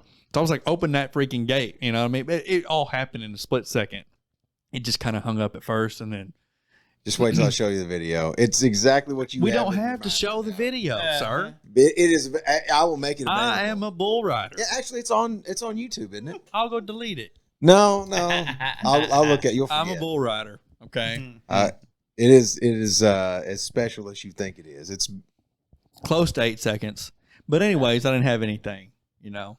So he got me It's off basically him looking like a goofball laying on the back of a bull, and it runs away, and he falls off of it. Oh yeah. of it. And the bull turned around and kind of laughed at me. Yeah, the bull's not bucking because it doesn't have a rope on it, so it's thinking, "What Yeah. are we doing here?" You know, I mean, It- usually they put a rope on me in this point, and Yeah. this guy's just laying on me. You know, Yeah. is he hungry? You know, is he trying to pick ticks off me? What is he doing? Get off me! He's wanting lamb fries, I think. I'm a bull rider. Oh yeah. Anything else we need to know about you? No, Dr. Don. I mean, Dr. Don. you know, other than that band camp shit, you're probably good. You know what I think is funny though is, and one of the first things I asked him was, now this man, Peter Sillin. He brought his Peter name is Sillin. Donnie, and he has never seen The Big Lebowski. He didn't even really know what I was talking about because Oh, he's the okay. because I all wanted right. to say "shut the fuck up, Donnie" to him and him not getting offended. Right. You know, because I was like, if I quote that movie, don't get mad. Because once I realized he hadn't seen the movie, then he wouldn't. So now I never get to say it because he don't know what I'm talking about. It'd fall dead every time I say it. So. You won't offend me. I don't get offended. Well, I don't run around telling people to shut the fuck up, though. You know what I mean? Not unless I plan them to hit me in the face. You know, so Oh, yeah. unless you'd seen the movie and then I could say it and it'd be funny. But no. You're gonna. I know you're not going to settle down and watch it neither. I know you're not. I you're that might. guy. So what do you got? What do you got going on nowadays? Right now, Yeah, I'm way behind on my grass mowing, my aren't we all? garden hoeing, and Yeah, but you're taking off tomorrow, right? I Get am. started on all that. I am. Is it supposed to rain tonight? No, it's I not. hope not. Not much of a chance. Oh, well, I know a couple days ago they were like, "Oh, it's coming. We're gonna get rain." Friday night. Well, we're off call, so we Chance don't of care. Friday. Yeah. Oh, We don't care. Yeah. Thunderstorms don't fall. well, I'm talking about he's wanting to mow. It's kind of hard to mow in the. No. Well, now that You got a lot to mow. About an acre. Oh, okay. Got a riding lawnmower. I do. Bad boy. Oh, bad boy. Okay. got a lot of trees spaced out in his yard. It's a nice place, Yeah. man. I got too many trees. My wife's a tree hugger, though. She won't let me. Oh, I got some areas that don't grow grass. she just goes out there and hugs trees. You know how they don't cut me down. Don't cut me down. I love this tree. Tree hugger. So you got a step granddaughter. You got I guess a bonus kid, step kid, and you got 2 of your own. Right. And I didn't want 4 other grandchildren. He's got okay. grandchildren. I didn't want the whole thing to just be about, I know that we wanted to get to know Donnie in his earlier life, but I feel like I want to know a little bit more about Donnie, Dr. Don. Dr. Dono Supreme. Well, Dr. Don has I've met his oldest son. Yeah. And Peterhead. Peterhead. I met Okay. Peterhead. His name is Peter, right? No, His name's Jeff. Jeff. Okay. I think you said that already, but go ahead. But I've met him, and I've actually talked to him several times. And your granddaughter, his daughter, I met her one time. Yeah. And very cute little girl, And I'm not sure how that happened. Coming from Donnie, but somehow or another, maybe from her mother's side or something like that. I'm Probably. not sure. Most likely. But she was a cute little girl. But was she sick that day or what? Why was she with your son? I don't remember now. But anyway. Are those grandkids around here? They go to school here in McAlester? Or? One in Choctaw, Okay. but he'll be 3 years old here in 2 weeks. The one in McAlester? No. We got 7 and 4 and 3 and 19. Oh, okay. And 1 3 in Choctaw. And you got a daughter that's still living at your house, is that right? No, granddaughter. Granddaughter's living there, that's right. Yeah. She's 19, right? That's the one. Yeah. Yep. Yeah, she saw your washing machine was like, you never did tell me what happened to your washing machine, by the way. Was it leaking water? Out of the wall or out of the... About $1,350 worth Oh, crap. when I went ahead and replaced them both. Oh, yeah. Mm-hmm. New Yeah, you appliance. can't have a mismatched washer and dryer now. Oh, I did before that, and it worked fine, but that one started leaking water. Yeah. I ain't fancy. I'll tell you right now, I don't give a damn. If That's ugly and that's uglier, I'll take both of them. but if it works, as long as it works. Did it do some damage to the wall, flooring, anything? No, it just leaked out in the floor a little bit. Mm. Minor emergency. Yeah, you got minor lucky. mercy. Yeah, well, $1,350. How lucky is that? And I had to move that shit. That's That's pocket true. change to you. I don't want to hear it. I don't want That's true. Well, hey, man, even the people that it's pocket change to, those are the people that really don't want to spend it. You and I Are you saying I'm tight now? Is that what you're No, saying? I'm just saying you and I are more apt to, spend that than True. a lot of people. True. No matter how much money my dad has, I'm not going to spend it. He's not spending $500 on a washing machine. It's like when Lowe's messed up Really? on our I stuff. don't know why. We had a perfectly good washer and dryer, and Amy was like, "We may as well." Because Lowe's was like, "Listen, we'll help y'all out, hook y'all up, and give y'all stuff at cost. So whatever y'all want to do, it didn't matter. The whole store they would have gave us to it at cost." So I was like, "There's no limit," and they're like, "Nope," because they had. Don't get me started on that, but they had royally Assed up. Yeah, and so they were trying to make it right, and eventually they did. But at first, it This wasn't. could be a whole podcast in itself. Yeah, what he's and I doing. won't go off on it. But she said, "Well, let's go ahead and get a washer dryer too. While we're at it." And I said, And the lawnmower. I said, but our washer and dryer works perfectly. But she goes, "You've had that thing for 11 years, 12 years," and I was like, "You're right. All right, we'll get a new one," and we did. In the first spin, the first time we put clothes in that washer, it broke the drum. The drum dropped and spun on my brand new flooring. Really? Oh, True story. Yeah, that's right. I forgot about The first time we used the washer. Wow. The first time. And it was, I think, Sucks. I'm thinking it was, I'd hate to say what it is and it not be it, but I think it was a Whirlpool. And so we exchanged it and got the Maytag.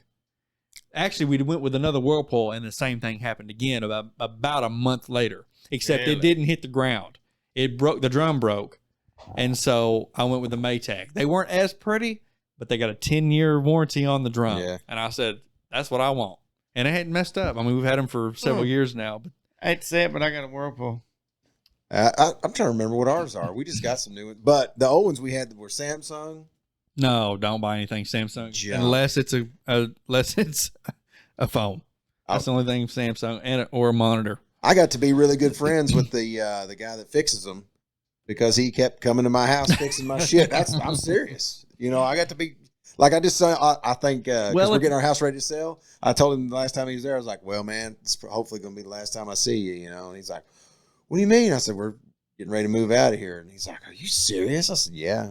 He goes, well, now, are you going to use Home Shield whenever you move to your new house? You know, I was like, well, probably so. He goes, maybe I'll see you there. I said, well, hopefully not. It's awful. He said, yeah, me too. You know, for you, he said. Well, those Samsung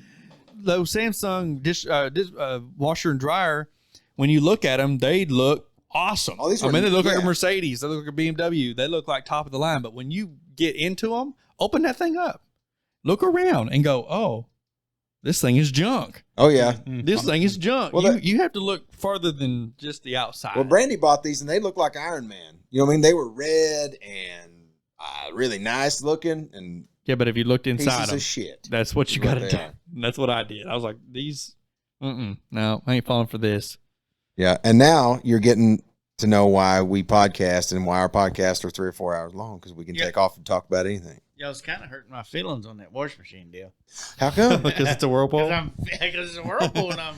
Well, the Mine might be too. The Maytag and the Whirlpool, when you look at them, and this is 3 years ago, they almost look the same. In fact, that's what they were telling me at Lowe's. They were like, listen, these are the same thing, except this Maytag has a 10-year warranty on the drum, or the 10-year warranty on the drum and maybe whatever else. No, I think it's just the drum.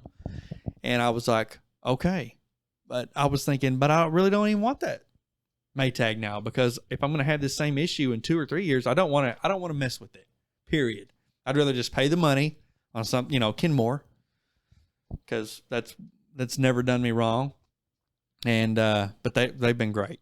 So I think I just got two bad ones. 2 lemons in a row. Yeah, they're probably on the same truck, and he was driving around McAlester and hit some of the potholes around here. So that could be. Well, that's what, now the guy that I was talking about I got to be friends with, he was telling me, he's like, when you replace these, just don't get Samsung or LG. He's like, most all the rest of the brands are good. Mm-hmm. These suck. He's like, he said, I make my living off of Samsung and LG washers and dryers. They are junk across the board. Don't get a Samsung refrigerator either. I don't know. I didn't have that. Junk. I think my refrigerator may be a Maytag or a Whirlpool. I've got a Samsung. It's junk.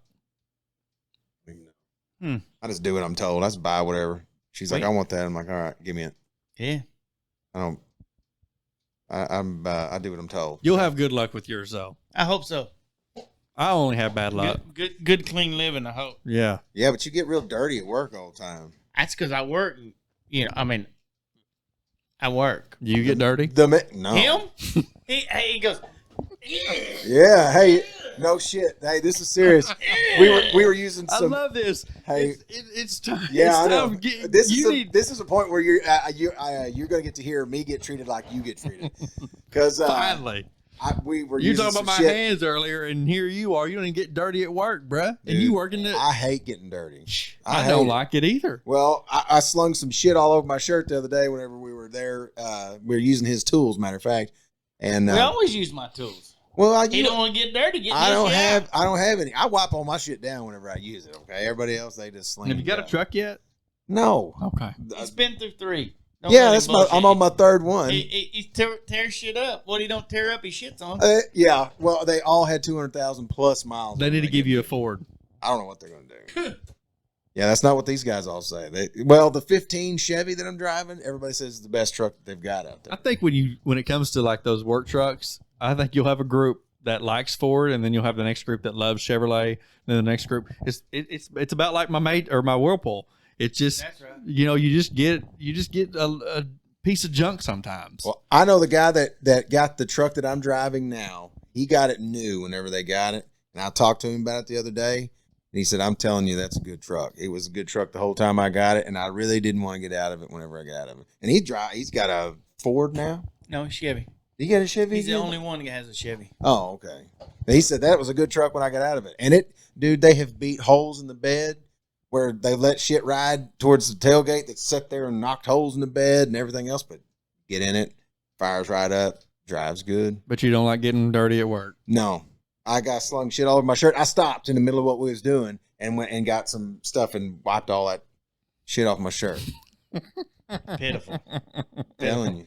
And I'll hold stuff out away from me. Like Donnie will hold something, and get it up here and carry it over there, something heavy like he did the other day when we were working on the suction controller. But he had that thing and he carried it over there and set it on the tailgate, and I thought, hell no. I'm not getting that thing. Got oil in it and all kinds of shit. I don't want that on me. Oh, yeah. When I'd work at the shop, or my grandpa's or my stepdad's, either one, I don't mind getting dirty. I don't mind getting my hands dirty. I don't like it, but I'll do it. But it's right to the sink, and it's right using that pink soap, and it's getting that stuff right off. I used to, whenever I was younger, I didn't mind it so much. And I go right back out there and get them dirty again. You be doing some. Well, now, I won't leave somebody in a bind to not get dirty. It's not like I'm just standing over going, I'm going to let Donnie do all this shit, so I don't get dirty. It's like this, though. If you're falling off that and your hand's dirty and you say, help, Yeah. You reach your hand up there. Yeah. He says, oh, your hand's dirty. Let me go get a rag. I'll be right back. You're going to fall, motherfucker. Your hand's dirty. Let me get a rag. I'll be right back. Hey, hold on. You hold on. Yeah. Hey, can you get this glove on so I don't have to touch that? Here, put this glove on. He did send me to start a compressor in the middle of doing shit the other day, I think, because I was not wanting to get dirty. Golly, I mean. We had a compressor go down while we was working on something else. He's like, go start that. And he worked on that one. Here's your clean job. Yeah. Wow. Yeah. I'm fancy now. I got a good job. I don't want to get dirty no more. Damn it. Oh, yeah. You got to get dirty if you want to be level 4. Oh, shit. Yeah, you still, what level 1? 3. He's like 2.5.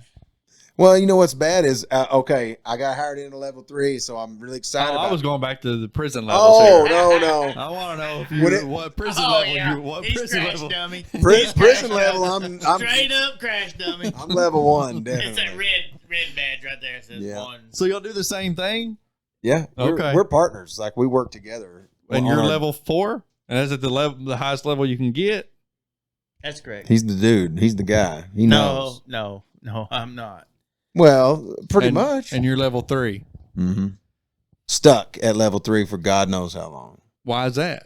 Well, Because he they won't don't get want dirty. no.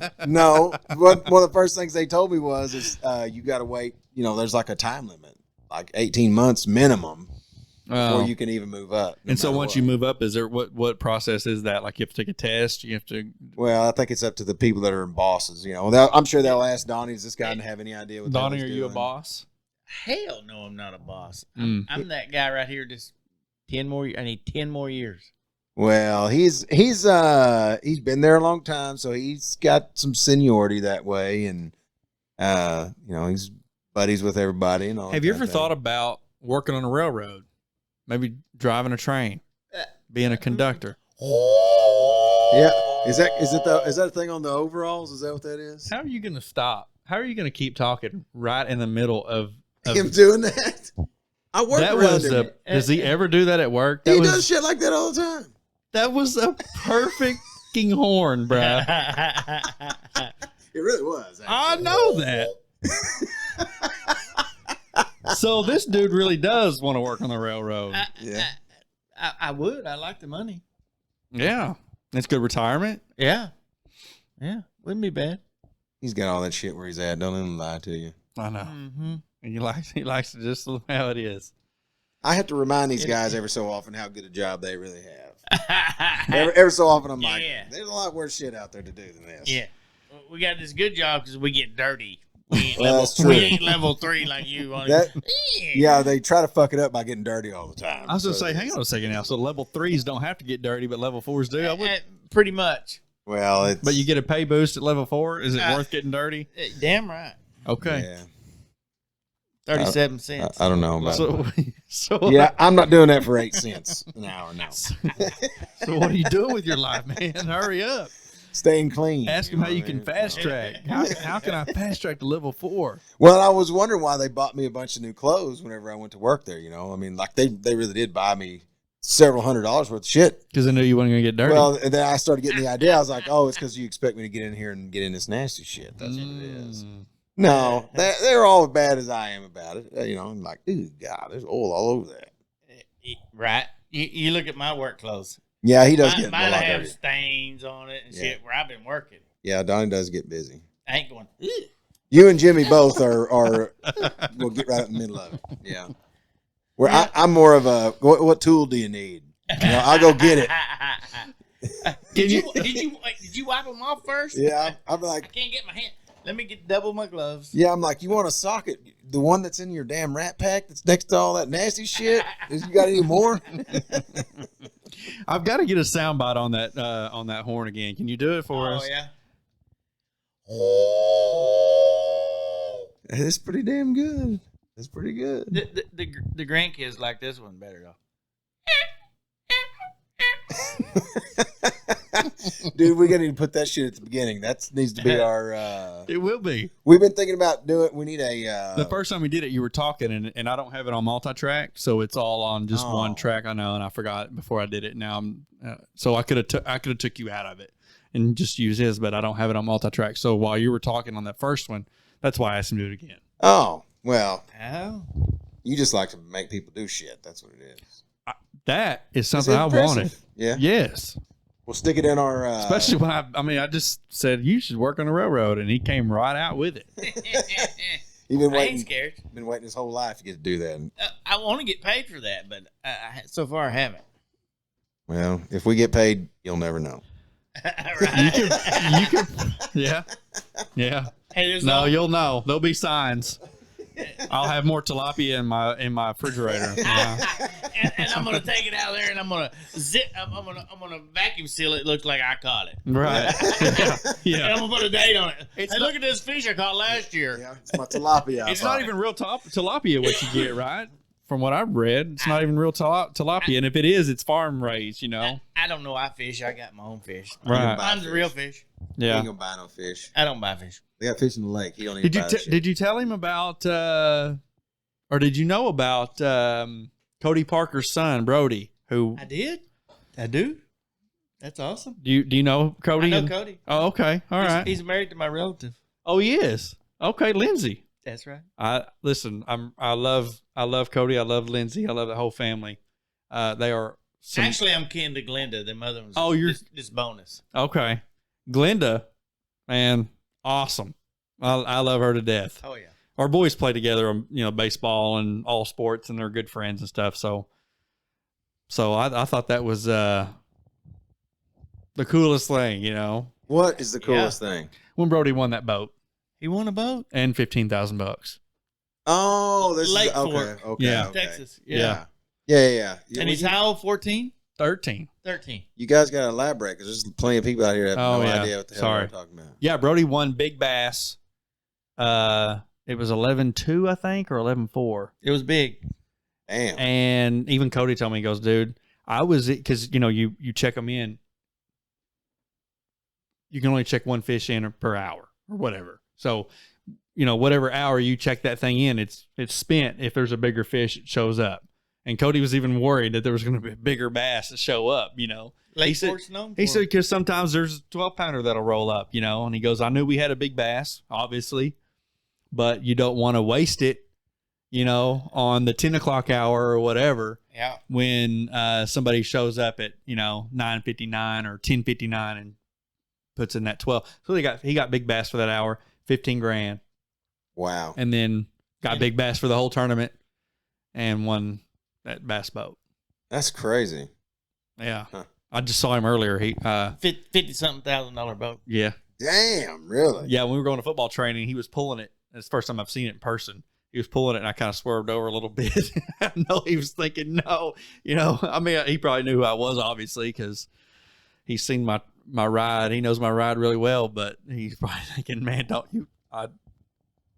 please don't hit me. He said when he went and picked that boat up, he was like, all right, I'm here to pick my boat. And they're like, oh, yeah, it's over there, And he goes, man, anybody could have showed up and picked my boat up. Wow. That's why I was like, oh, man, that's crazy. Didn't have to have the boy with him. No, he just showed up and went over there and latched on and took off. He said it was, Damn, really? yeah, Wow. I figured you had to show an ID or something like that. something, but it was probably just in, I didn't ask him. I don't think, but it's probably just over there in the boatyard, and they're not worried about it. Yeah. They're just like, hey, go ahead. I mean, nobody's got time to check stuff anymore. We got stuff to do, Yeah, we're waiting on parts. Yeah. Gotta wait on parts. Oh yeah, that's always a thing. Well, hey, listen. Yeah. Real quick, I have to work tomorrow. Oh, neither one of y'all do. Oh, what time is It's it? 11:30 at night. No. Sucks And to be I know you go to bed earlier than that. No, it ain't 11:30. It is. Sucks to be you, by the way. Yeah, I know. Midnight, I turned into a pumpkin. I know. That's why I want to see that. you should see it. It's not a good thing. A long-haired pumpkin at that. Ugly. Yeah. Well, I appreciate you coming on. Right More than you know. Right on. I can't really show my appreciation. I'm not really good at that. Well, like earlier, whenever we were trying to get it all set up and make it work right, because everybody's schedule and all that stuff like that. Well, we got real excited. And then we got bummed out because we didn't know if it was going to be able to, if we was going to be able to We had make it football work. training, and we knew that you wanted to do it early, and we completely understand. We would love to do it early too. And I said, man, I don't want to lose him. I don't want to lose him. That's exactly what he said too. Yeah. Yeah. And I, it's something that I've been anticipating since you agreed to it, so it was, for me, it's something we wanted to do. Lucas said something about giving you a handy if you came on, so that's all I know. A hand jig? Is that what you A said? handy. Oh, handy. Yeah. It's still on the table. I'm a little tired, but I didn't work very hard today, so I should be all right. That's how excited we are. Well, you to know have you that on. for sure. And it's clean. Yeah. My God, I promise you that. A hand jig. Jack Shack. My favorite. Jack Shack is. I'll never forget that. I know it. I Yeah. know it. I might make a sign. Jack Book too. Oh, yeah. Jack Book. Yeah. Jack Shack. Prison slang. What else did we learn? Well, What did we learn today? One of the things he didn't say is he has a saying that is, you burn the cornbread. Yeah, don't burn the cornbread. You That's can what they jinx say. yourself is what that is. When the cornbread is burned, I don't appreciate it. Me Well, either. that's the idea. Yeah. Do you like meatloaf? Generic. Do you eat it with ketchup? I like the generic. It don't come with ketchup. Okay. The generic? That's what my wife makes because she don't like ketchup on her meatloaf. I call it Yeah. generic meatloaf I like because it don't have ketchup. I don't want ketchup on it. I want the sauce. I want What sauce, tomato though? sauce. Huh? Well, ketchup's made out of tomato sauce. No, it ain't the same. It's got sugar in it. I don't want sugar on my damn meatloaf. Tomatoes have sugar in them. Listen, they don't taste sweet. Tomato don't taste sweet. You're right. Tomato paste tastes good. Ketchup tastes like shit. Do you like the spicy ketchup, though? No. I don't like ketchup, dude. I loved it when I was a kid, but I don't like it as an But adult. you like tomatoes. I do. And I like tomato sauce on my meatloaf, but I don't like ketchup on anything. Do you watch, Donnie, do you watch any TV? You watch any shows? You got any shows that you watch? You like to watch? But no, not really. Gunsmoke. Oh, okay. Tales Yeah. of Well I Fargo. can see that. He's a fisherman. He ain't got time for that shit. The only thing drag about that is they always got the Medicare commercials on there. Want me to Oh, sign gosh. it. Makes me feel old. But you're not that, you're not, what you said you were 58? 56. 56. You're Next going to be year I'll 58 next year. Next year Right. I'll be 58. That's right. That's right. 57 in November. Well, you're a long ways from Medicare. You got 8 more years. I know, and they're wasting their time showing me them commercials. You can get AARP. 9 more though. years. You're old enough to do I know. AARP. 8-ish. Yeah. Thank you. You're gonna be getting them. They send in me the that mail. shit. They just got through doing it not too long ago. Yeah. I threw it in the trash. It pissed me off. I was like, Yeah. why am I getting this shit? Throw it away. I told you my story when I was in California. I said, do you guys offer any kind of discounts? And he goes, well, that one, AARP. Yeah. I was like, well, what is that? He goes, you don't want that one, son. He kind of laughed. And I was like, oh, it must be it. Hey, I was in Taco Bell. It was very funny. Which is going to be my shout out, by the way, whenever we get done. I was in Taco Bell the other day. You're going to shout out Taco Bell McAlester? Damn right. I don't You appreciate need to it. go in there. I'm talking about in the last month, changed everything. They have changed It's probably because management. I've bitched about them on Probably. the damn podcast so Probably. many damn And I times. had too. I'm sick of Hey, it. I'm telling you right now, you need to go back in there. I promise you're going to be pleasantly surprised. No, I'm just going to go through the drive-thru. Yes. I'm going to get that number 1 with the crunchy tacos. And if my motherfucking tacos aren't made the way I want them to be, Woo. I'm going to be motherfucking pissed off again. Well, let me tell you something. You're going to be very surprised. And I'll Listen, accept your how apology hard when is you it come to back. make a damn taco? That's what I I'm want to telling you, know. they I changed haven't got a people. good taco from Taco Bell in McAlester in like 10 years. Go.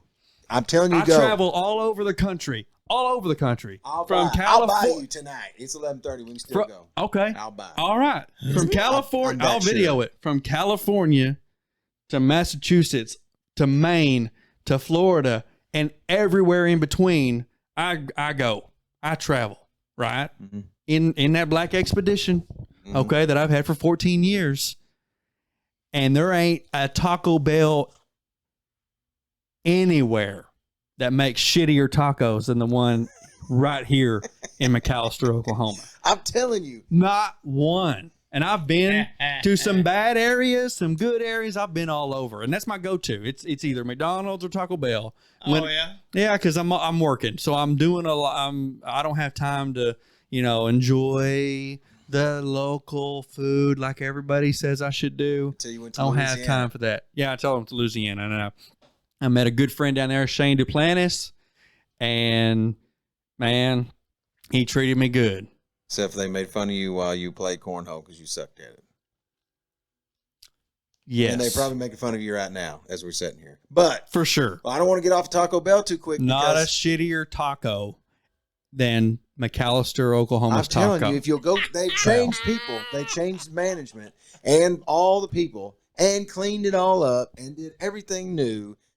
Not everything new, like they cleaned everything, and it's a really good place to eat. They don't cleaned screw you. everything. They haven't cleaned it in like I know. 15 That's what I'm years. saying. They finally cleaned it. Somebody has changed it around. But what the whole story is I went into Taco Bell inside to eat inside the other day, and Why would you do that? because it's delicious there now. And I went, and there was And they cleaned it. And they didn't know that. The whole thing. yeah, I did. I've already went through the drive-through twice. You can tell the Were drive you looking through there? He cleaned the window right there. I know whenever somebody's on the when they say, "Can I take your order over the deal?" and they actually mean they want to take your order, Right. and they're interested in trying to find out how you want your shit done, Mhm. then I appreciate it. Whenever I get in there, I lean up real hard and look over in there, and I'm like, "Damn, What is this? there's cups Disney in the damn World? cup holders. There's all that shit." There was cups in the cup holder? Damn right. No way. I'm telling you, that's what I'm trying to Get tell out you. of here. So here's the deal, though. There's an older couple in front of me, right? They're probably my mom and dad's age. Listen, I dropped 2 mother effings. You did. I was that kind of is- hurt my feelings. I appreciate it. That is how passionate I am about Taco Bell's tacos. I'm Right? telling you right Not now. McAlester, we're though. going to the tippy top of the podcast game now. Okay, So, good. But 'Cause I'm not cutting it out. what I'm trying to, well, I'm telling you, these people were there and they're ordering their food, and the guy running the cash register is an older guy too, right? Really tall black guy that was really nice, and he goes,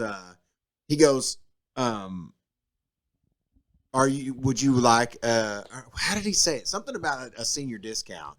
And Damn. the guy goes, do you guys offer a senior discount? And the guy working there goes, well, I don't want to offend anybody by asking. I'm not supposed to ask. I thought they were asking you if you wanted that No, discount. the Okay. guys in front of me. So I said, whenever they move, they pay for their food, move on. I said, well, I'm not ashamed to ask for the discount. Can I get the senior discount? And we all laughed. Even the people behind me in the line laughed and all that. And then on my ticket, he gave me the damn $2.99 discount. He damn sure did. You're telling you. kind of throwing him under the bus right now, though. Well, I don't care because he did me good. Okay, he was funny. That's he was what I'm nice. saying. He did a good job. And if anybody fucks with him, you think I went off on O'Reilly's? You think I You went think off? I went off on O'Reilly's? I'll go off. If they mess with Taco Bell right now, I'm right there with you. I'm right there with you. If it is what you say it I'm is. telling you. I've told you I would buy. You want to go down there and get some food? I'll buy it. It's that good. That's how sure I am that it's not. I've ate there 3 or 4 times in the last month. Okay, then let's go at some point. I'm ready. I mean, I would go tonight, but you got to work. I know I'm getting sleepy too. Yeah, I know you are. Donnie don't care. He's gonna go play pool and drink beers. Probably go to bed at this Well, point. you play pool? Yeah. Okay. So how come that wasn't mentioned? Well, that's one reason why he wanted to come early, so he'd go back and play pool. Oh, let me ask you this: you play poker? I want to. Do you know how to? One Or of my you favorite just- games. Oh, okay. My favorite 3 games is checker, chess, and then poker. You just don't have a He didn't get it. Yeah, I did. I did. Checker, chess, and then poker. Okay. No, Yeah. I like to play poker too. Yeah, I can play. Okay. I mean, I don't play on no machine like you drive that car right there. I mean, you look at that car. You look at that car right there, and you got that little bullshit over here with no wheels that you act like you're racing on. Yeah. Well, I mean, it ain't like that. We play with real cards. And That's shit. a Jack book and a Jack shack. See? That's damn sure a Jack Shack. I can tell. You know a Jack Shack when you see it. I do. I see it for you. That monitor pulls all the way out. All the way out, and I pull that in front of right here, and that monitor will pull all the way out, and man, it's a good time. I can't explain it. I can't explain it. Oh yeah, it's like 500 miles or what? I would. That's when the Jack would. Yeah. I don't like to do a lot of it because it's usually like right now, when everybody's asleep. Yeah. I don't really play during the daytime. I don't play at all during the daytime. I don't get on it at all. Yeah. You on the shit or what? Huh? Are you on the shit? He said, "Are you on the shit?" No, I'm just a night owl. Night owl. Yeah, I'm just a night owl. I can't help it. I wish I used to be. I wish I could just go right to sleep, but I can't. You and Bob just hang out in here and drive that old makeshift race car. Me and Mike. Oh, Mike. Michael Myers. What about Bob? Yeah, and Bob too. Yeah, that kind of looks like Bob and Mike. That looks like. I don't know what to think that looks like. William Shatner, man. That's what it's after. Is it really? Yeah, it's William Shatner. It's terrifying. Yeah. Well, you're dang right. See, I used to stay up late too until now. I have to go to work. Like they expect me to be there by. I got to go to work too. Don't let him lie to you. I mean, I don't have to. I right here, right here where we're sitting. I'm up working. Every morning, bright and early at 10:30, probably. No. No. I would if I worked from home. Well, I got a lot of things on my plate, man. I'm always thinking about making the podcast better. I'm always doing stuff for the podcast. I'm always doing stuff on the insurance side. And well, our boss told me whenever I first started, I asked him what time I was supposed to show up, and he goes, "I usually get there about 8." So I thought we started at 8:00 for the first several months that I worked there. And the next thing I know, Donnie calls me at like 7:30 in the morning. And he's asking me, where are you at? And I'm like, I'm fixing to drop my son off, at school or whatever. And he's like, well, we start at 7:30. And I was like, I thought you started at 8. And he's like, who told you that? And I said, well, I said our boss. And he's like, well, that's when he starts. That's not when we start. I was like, oh, shit. So now I have to get up early. You know what I mean? And he's doing better. I'm getting better. Yeah. Yeah. Well, at my old job, nobody ever checked. Whenever I worked at those plants over there, I could have went to work at noon and no one would know the difference. Now, I'm watching. Yeah. Now Donnie will call me like, where you at? Where you going? I want some results. Yeah, he wants some shit done. I want justice. Yeah, he's like today. He goes, "Where you at?" And I told him, and he goes, "Well, I need some help over here." I said, "Well, I'll be there in about 10 or 15 minutes." Well, I'll have it done by the time you get here. It won't take you that long. Come on, don't be bullshitting around. Yeah, that's what he always tells me. Don't be bullshitting. Yeah, around. Because you don't know if he is or not. Yeah, you know what I mean. Yeah. Mm-hmm. I'd like to play some poker. I'd like to find a group of people that plays. I used to have some friends up here that kind of played, but never really. See, and I don't play cards. So got with them. I love poker. I'm not against it. I love it. Yes. I just never got into it. I don't know. I used to play at casinos, but man, it's so stressful when you play at casinos. I've never played the casino. It's just you got people that roll up and they're millionaires, and so it's nothing for them to keep throwing, and it's hard to play against that. Yeah. Because they're going to play on every hand. Yeah. And if you don't have the absolute nuts, then you just better stay out because they're about to take your stack real quick. Yeah. But I've always done really well at casinos, but it just takes me a long time because I'll sit there and not play a hand. You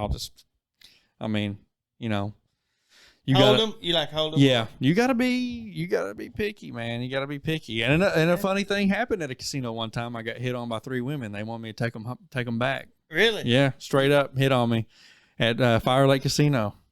Really? They cornered me coming out of the bathroom. You sure they wasn't transgender or something?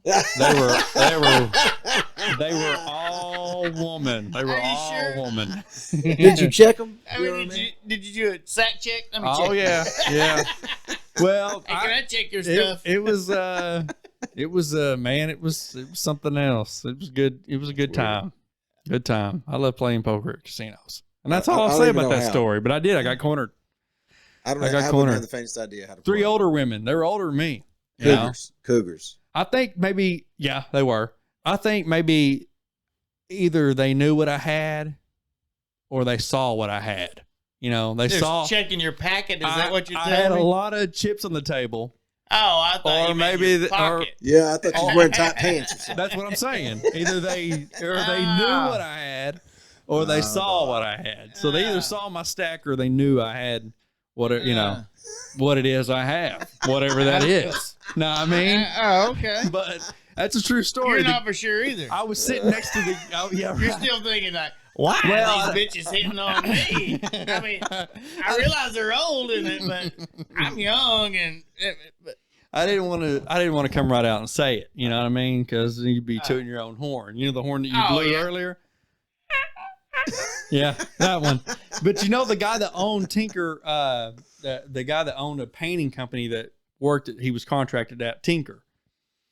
You know, he had a lot of money, and he was sitting next to me, and he thought that was the funniest thing ever. That those women hit on you? Yeah, because I come back and I was like, he goes, man, why are those women staring at you? And everybody at our table was like, what's going on? You know, because they were like talking. This is after I'd already talked to them.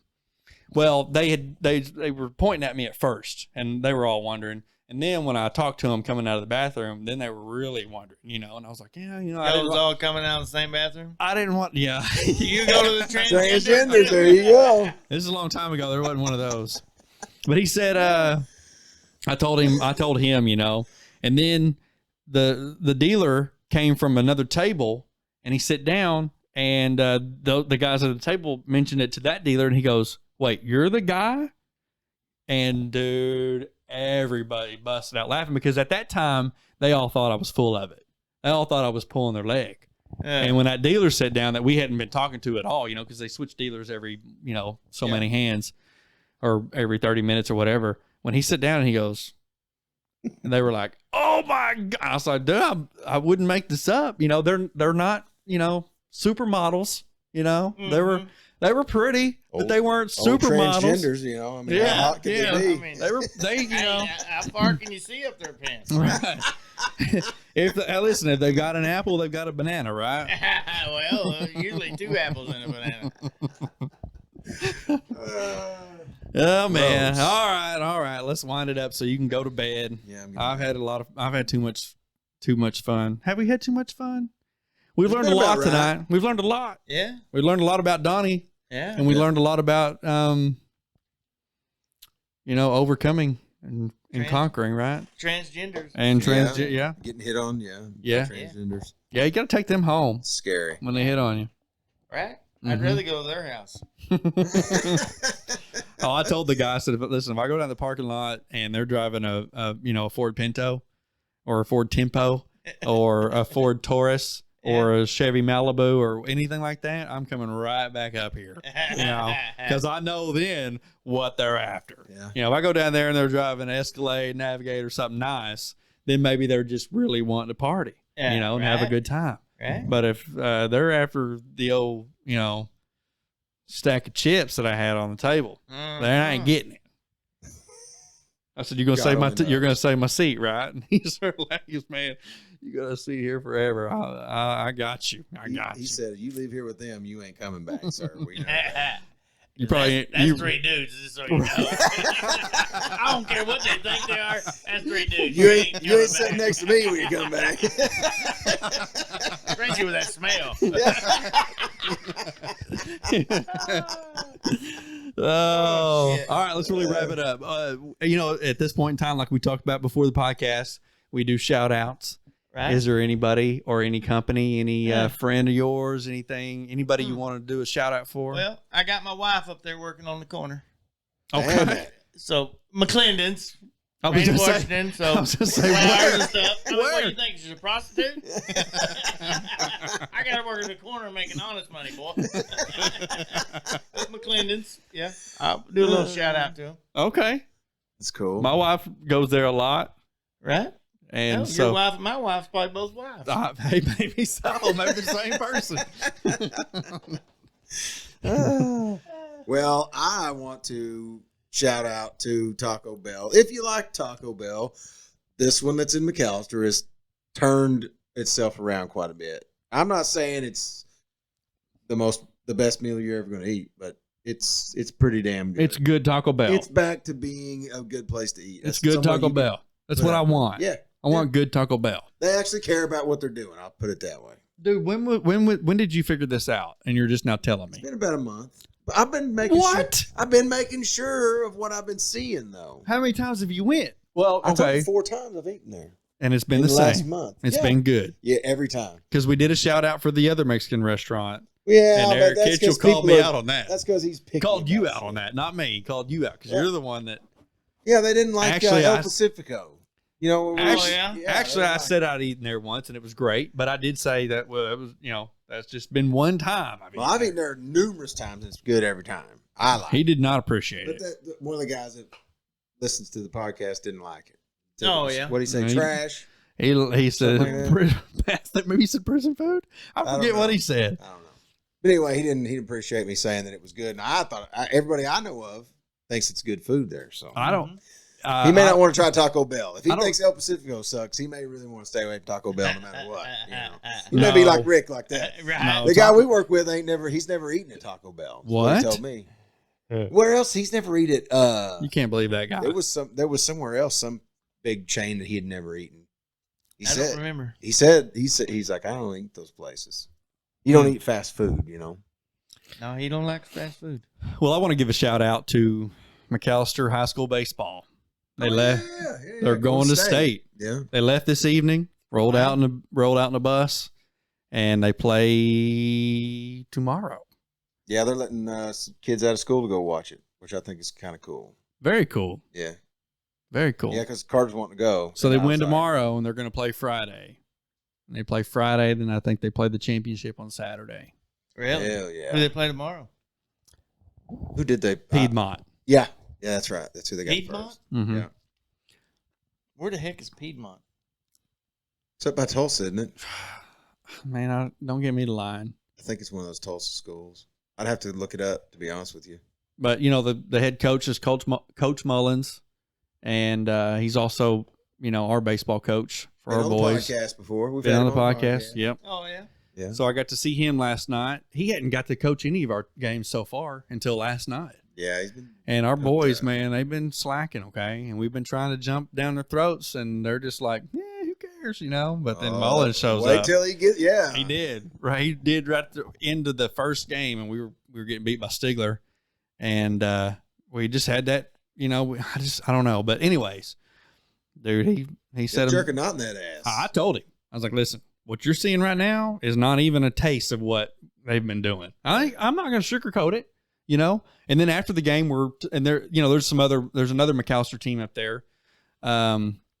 Busby, I think he coaches. Officer Busby? Yeah, Officer Busby.